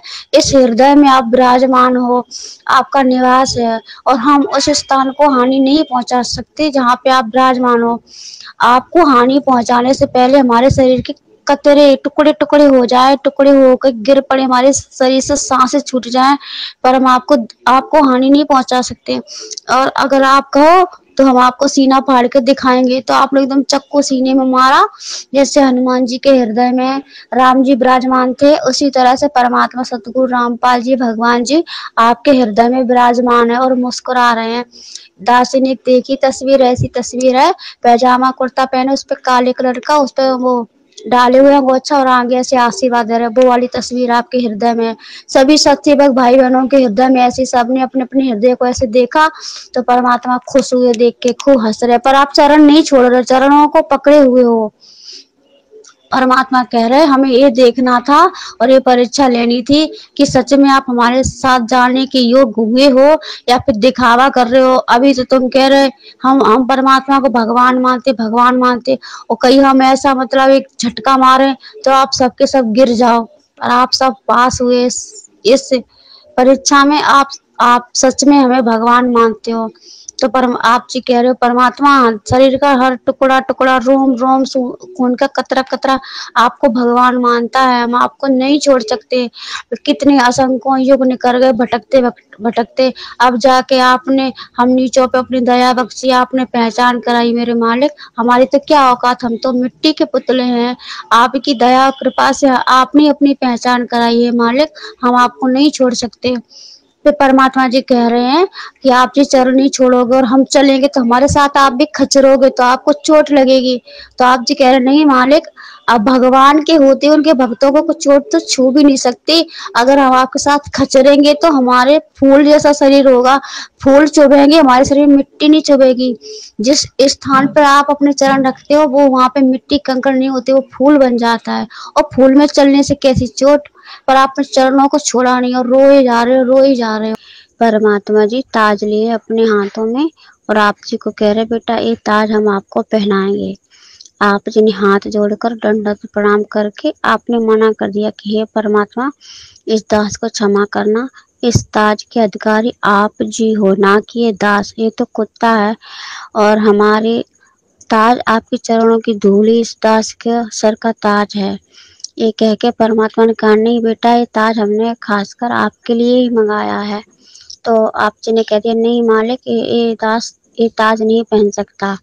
इतना कह के आपने परमात्मा जी के चरणों की धूल लेकर अपने सर पे डाल ली और बोले कि हे बंदी छोड़ मेरे परम पिता परमेश्वर, आपके चरणों की धूली इस दास के सर की ताज है। फिर परमात्मा इस बात से खूब खुश हुए और आपको सीने से लगा लिया। बस इतना ही परमात्मा ने दिखाया था।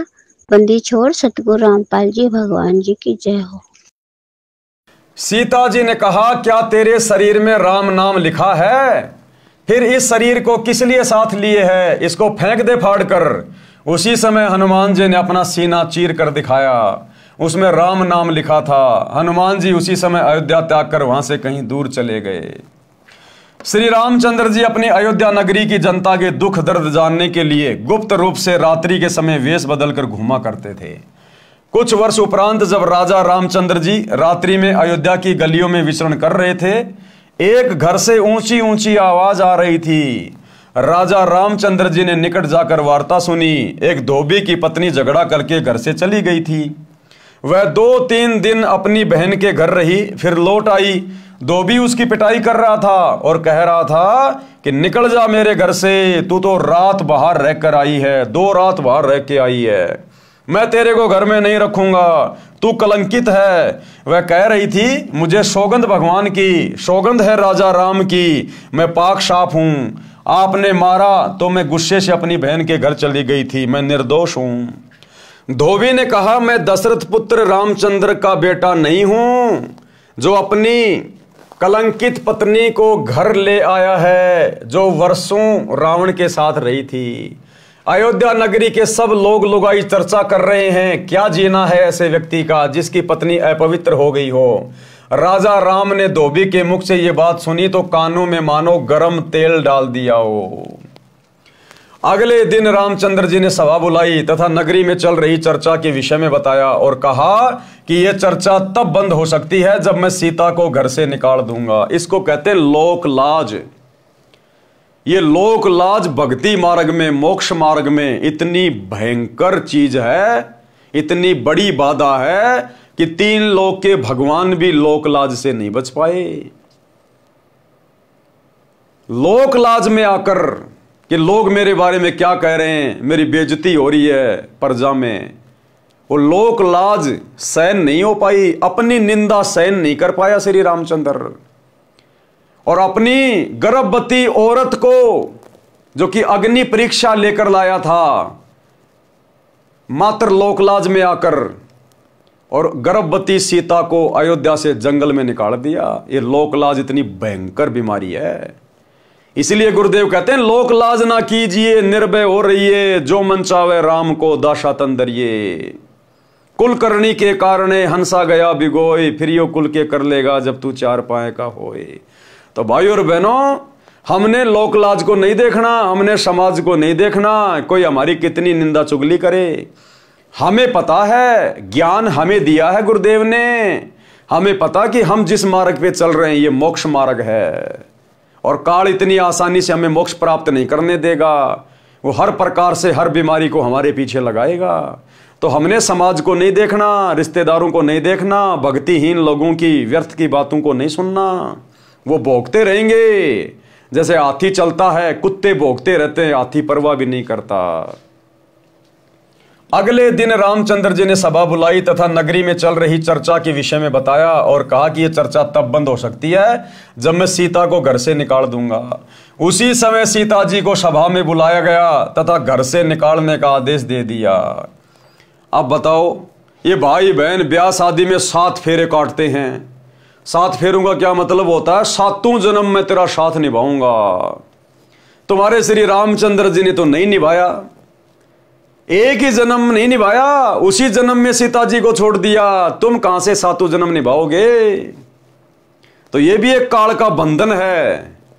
हम भगत भाई बहनों ने जब रमणीयां होती हैं, शादी होती हैं, तो हम भगत भाई बहनों ने भूल कर भी 7 फेरे नहीं लेने, भूल कर भी।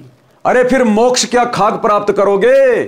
7 फेरे काटने का मतलब है मैं इस औरत के साथ में 7 जन्म तक अपना वायदा पूरा करूंगा, 7 जन्म तक मैं इसका साथ निभाऊंगा।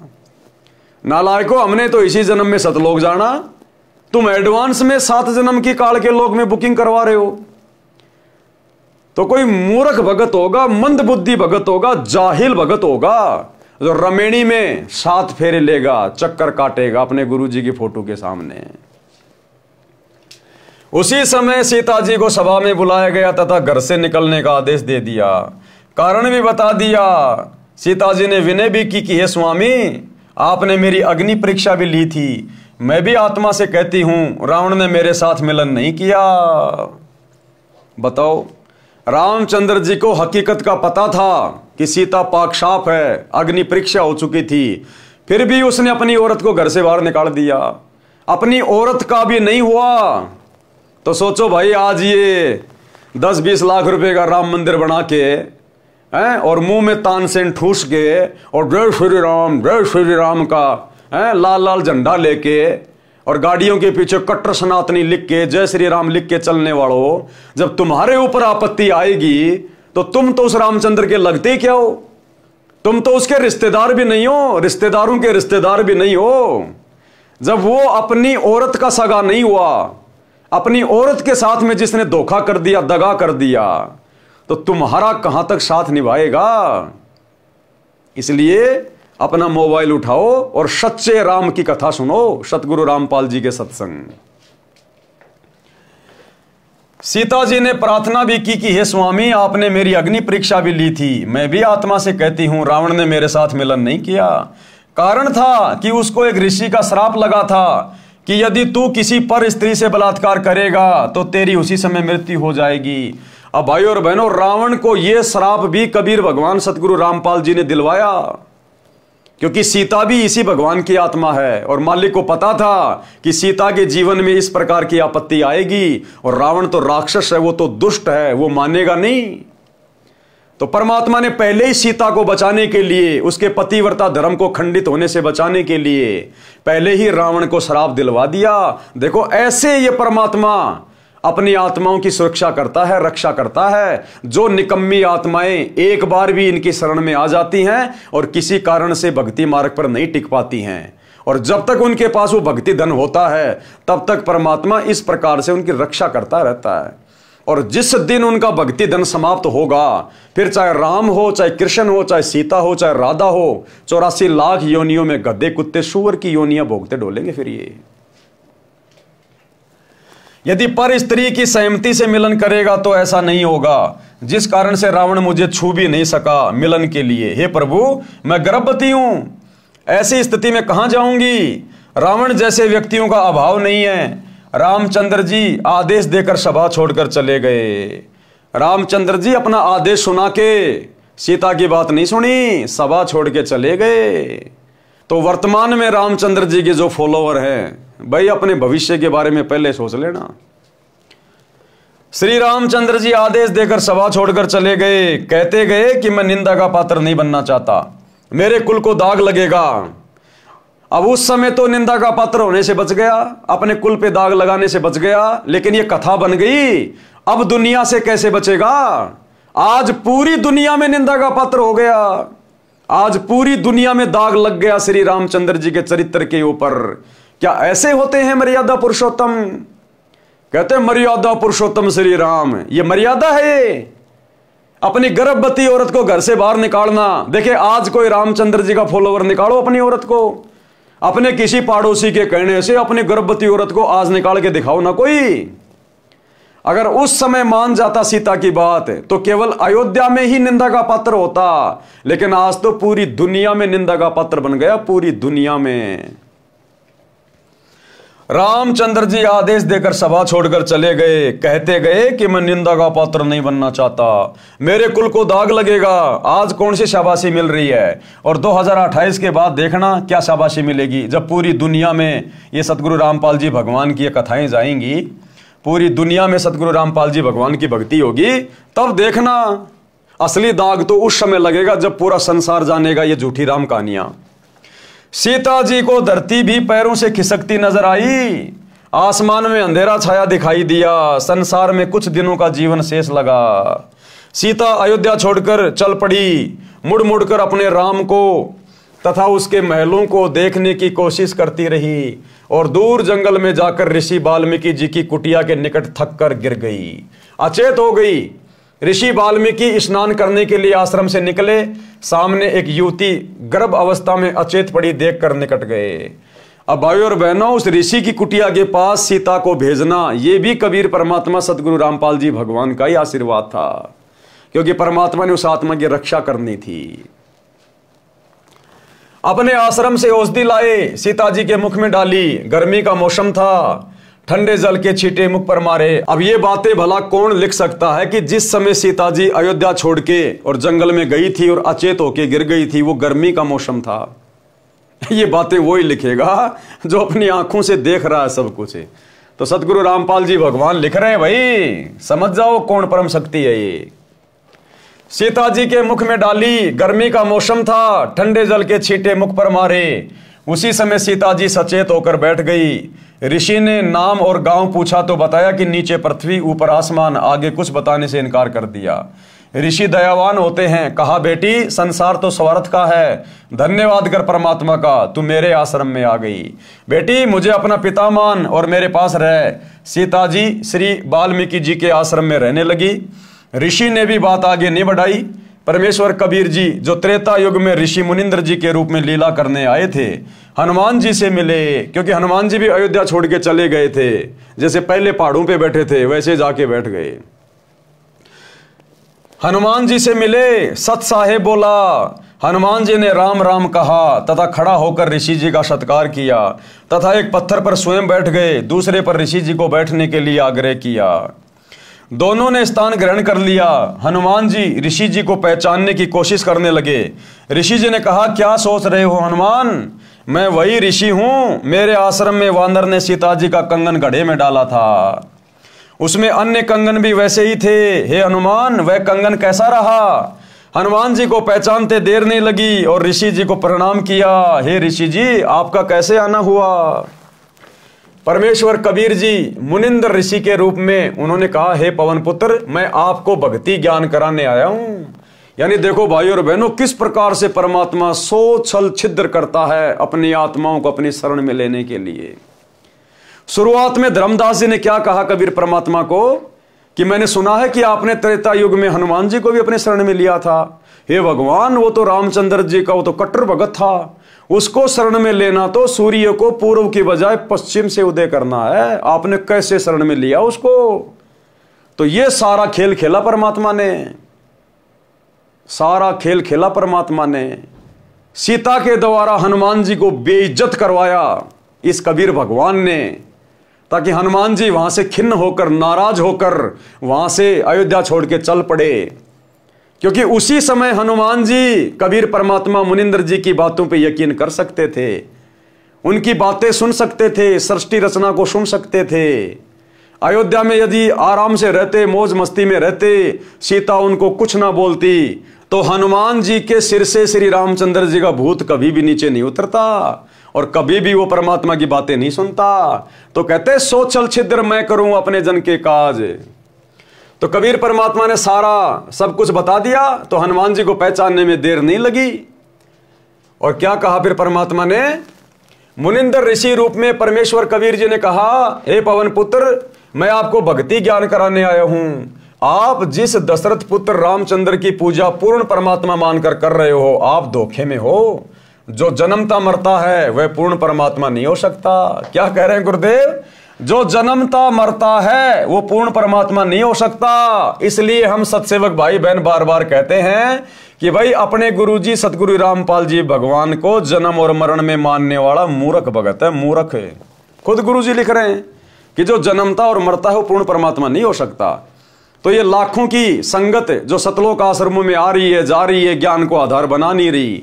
एक तरफ तो अपने गुरुजी को भगवान कहती है, भगवान कहती है, परमात्मा कहती है, और दूसरी तरफ 8 सितंबर को उनका जन्मदिन भी मनाती है। और गुरुजी कह रहे हैं जो जन्मता मरता है वो पूर्ण परमात्मा नहीं हो सकता।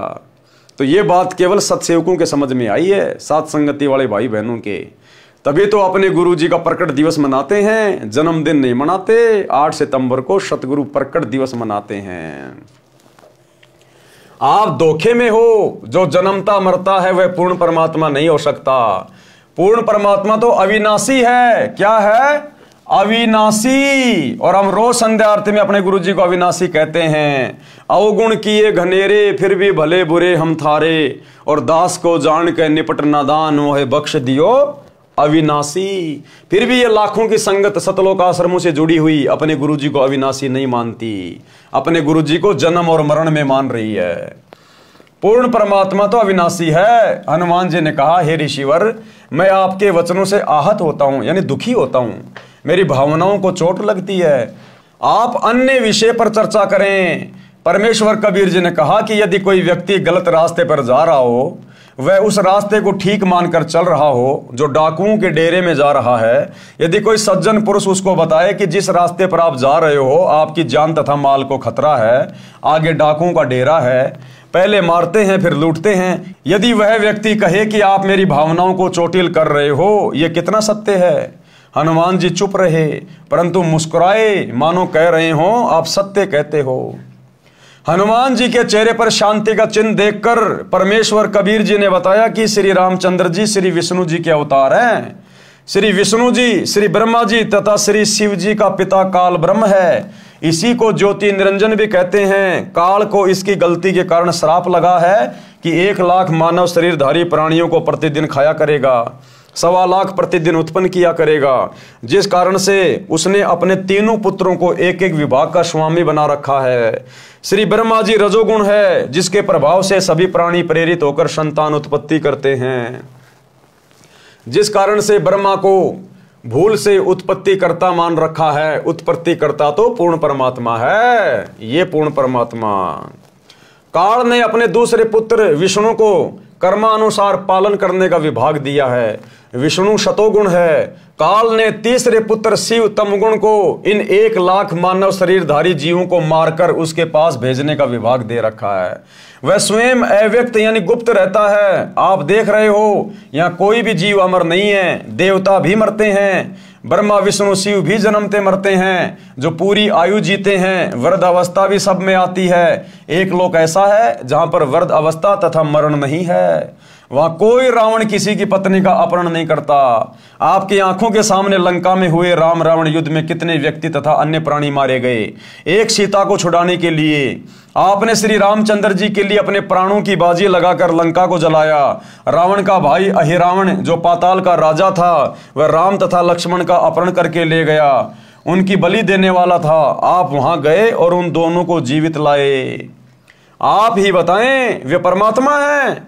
जिस समय नाग फांस शस्त्र के छोड़ने से सर्पों ने श्री राम तथा आप तथा सर्व सेना व लक्ष्मण तक को बांध दिया था, सर्प आप सबको जकड़े हुए थे, आप सब विवश थे। कुछ समय में आप सबको रावण की सेना आसानी से काट डालती। उस समय गरुड़ को पुकारा गया, उसने नागों को काटा, आप तथा रामचंद्र बंधन मुक्त हुए।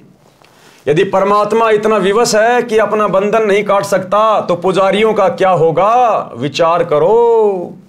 काटे बंधन विपत में कठिन कियो संग्राम, चीनो रे नर प्राणियों गरुड़ बड़ो या राम। शब्दार्थ, इस वाणी का शब्दार्थ ऊपर किया गया है।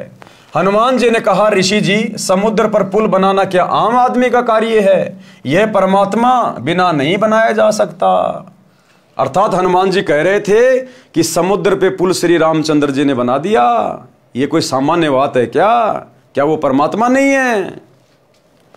समुद्र पाट लंका गयो सीता को भरतार, अगस्त ऋषि सातु पिए इनमें कौन करतार। तो क्या कहा फिर परमात्मा ने, यदि आप समुद्र के ऊपर सेतु बनाने से श्री रामचंद्र जी को परमात्मा मानते हो, तो अगस्त ऋषि ने 7 सागरों को पी लिया था, इनमें कौन है परमात्मा? ऋषि मुनिंद्र जी ने बताया कि आप भूल गए क्या? एक ऋषि आए थे, उन्होंने एक पर्वत के पत्थरों को अपनी डंडी से रेखा खींचकर हल्का किया था, तब पत्थर तैरे थे, तब पुल बना था। रामचंद्र तो 3 दिन से रास्ता मांग रहे थे, समुद्र ने ही बताया था नल नील के विषय में। हनुमान जी ने कहा कि वह तो विश्वकर्मा जी थे जो वेश बदलकर श्री रामचंद्र जी के बुलाने पर आए थे। परमेश्वर कबीर जी ने कहा कि श्री विश्वकर्मा जी तो पुल का निर्माण कर सकता है, जल के ऊपर पत्थर नहीं तैरा सकता। नल नील के हाथों में शक्ति थी, उनके हाथों से डाली गई वस्तु जल के ऊपर तैरा करती थी। उस दिन उनमें अभिमान आ गया, उनकी शक्ति समाप्त हो गई थी, वह आशीर्वाद मेरा ही था। हनुमान जी ने कहा, क्या आप ऋषि मुनिंद्र जी हैं? फिर हनुमान जी को सब कुछ याद आ गया, बोला क्या आप वही मुनिंद्र ऋषि हैं? परमेश्वर जी ने कहा, हाँ। मुनिंद्र जी ने कहा कि आपने अपने प्राणों की परवाह ना करके राम जी के लिए क्या नहीं किया? जब सीता ने आपको अपशब्द कहे और घर छोड़ने को कहा, उस समय श्री राम वहीं विराजमान थे, एक शब्द भी नहीं कहा कि सीता ऐसा ना कर। पवन सुत अंदर से तो मान रहे थे, परंतु ऊपर से कह रहे थे कि ऋषि जी किसी की आलोचना नहीं करनी चाहिए।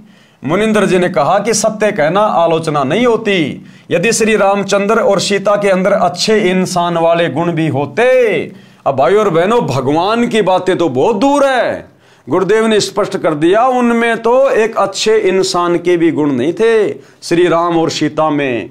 अगर एक अच्छे इंसान के भी गुण होते तो हनुमान जी का जीवन भर उपकार नहीं भूलते, लेकिन बेचारी की बेइज्जती की वहां पर। तो क्या कह रहे हैं गुरुदेव, यदि श्री रामचंद्र और सीता के अंदर अच्छे इंसान वाले गुण भी होते तो भी आपका आजीवन एहसान मानते और अपने चरणों में रखते। आप तो उनके बिना जीना भी उचित नहीं मानते। और सुनो, आपके साथ जैसा व्यवहार किया उसका फल भी सीता तथा रामचंद्र जी को मिल गया, क्योंकि हनुमान जी को नहीं पता था कि मेरे आने के बाद में श्री राम ने सीता को जंगल में निकाल दिया है। तो परमात्मा ने बताई फिर वो बात मुनिंदर ऋषि रूप में कि जैसा व्यवहार श्री रामचंद्र ने और सीता ने तेरे साथ किया था ना, उसका फल भी उनको मिल गया, सीता को भी उसका फल मिल गया। कुछ वर्षों के पश्चात सीता को श्री राम ने घर से निकाल दिया। उस समय वह गर्भवती थी। यह सुनकर हनुमान जी की आंखों से आंसू निकल आए और ऋषि जी के चरणों में गिर गए, कुछ नहीं बोले। अयोध्या वासियों ने 2 वर्ष दीपावली और दशहरा मनाया था, उसके पश्चात बंद कर दिया था कि जिस देवी के लिए रावण मारा, आज वह फिर कितने रावणों का कष्ट झेलेगी। दीपमाला खुशी का प्रतीक है। जब राजा और रानी भिन्न भिन्न हो गए तो न दीपावली राजा को अच्छी लगे और न प्रजा को, इसलिए दीपावली का पर्व उसी समय से बंद हो गया था। और हमारे सनातनी भाई अभी तक दीपावली का डंका पीट रहे हैं। जो 2 वर्ष मनाया था उसी के आधार से भोली जनता ये पर्व मना रही है।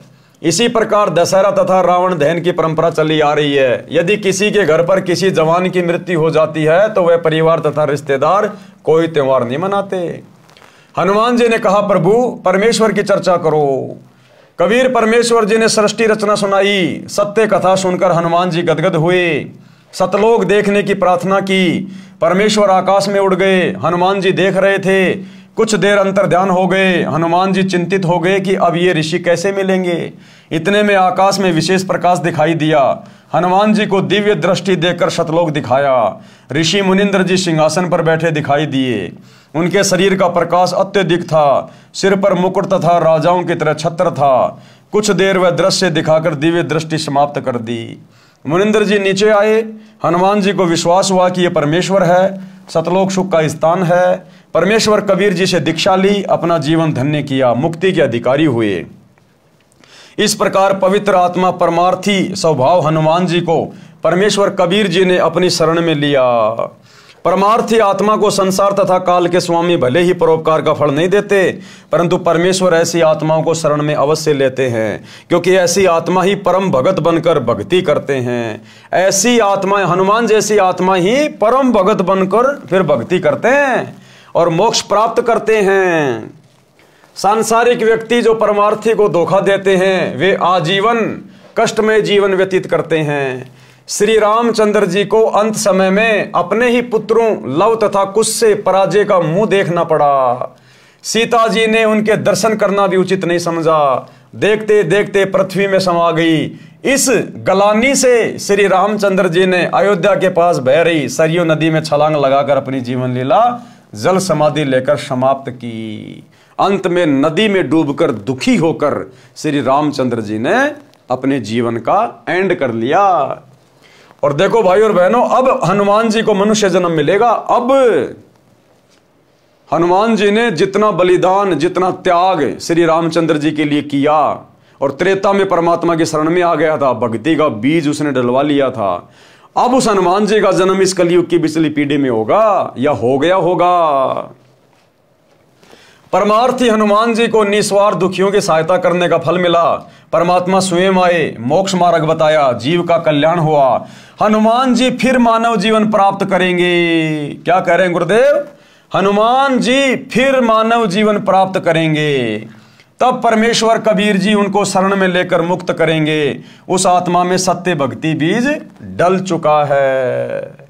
तो भाई और बहनों, कितनी अच्छी और अनमोल कथा और कितनी सटीक और संक्षेप में जानकारी, सत्य जानकारी गुरुदेव भगवान ने अपने कर कमल से इस पुस्तक में लिखकर हम तक पहुंचाई है। और वीडियो के माध्यम से हम सारी सच्चाई जान पा रहे हैं और हमारा विश्वास हमारे गुरुदेव भगवान के ऊपर दृढ़ होता जा रहा है। तो भाइयों और बहनों, इसी प्रकार से वीडियो बनते रहेंगे, आप जी वीडियो देखते रहिए। आगे का वीडियो कल रात्रि 8 बजे शुरू होगा। तब तक गुरुदेव भगवान हम सबको आज्ञा दें, इजाजत दें, सद्बुद्धि दें, आशीर्वाद दें। बंदी छोड़ सतगुरु रामपाल जी भगवान की जय हो।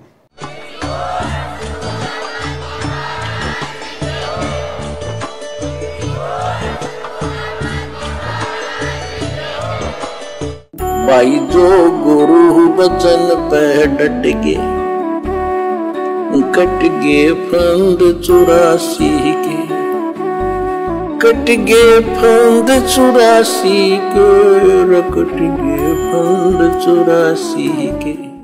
भाई जो गुरु बचन पे डट गे, कट गे फंद 84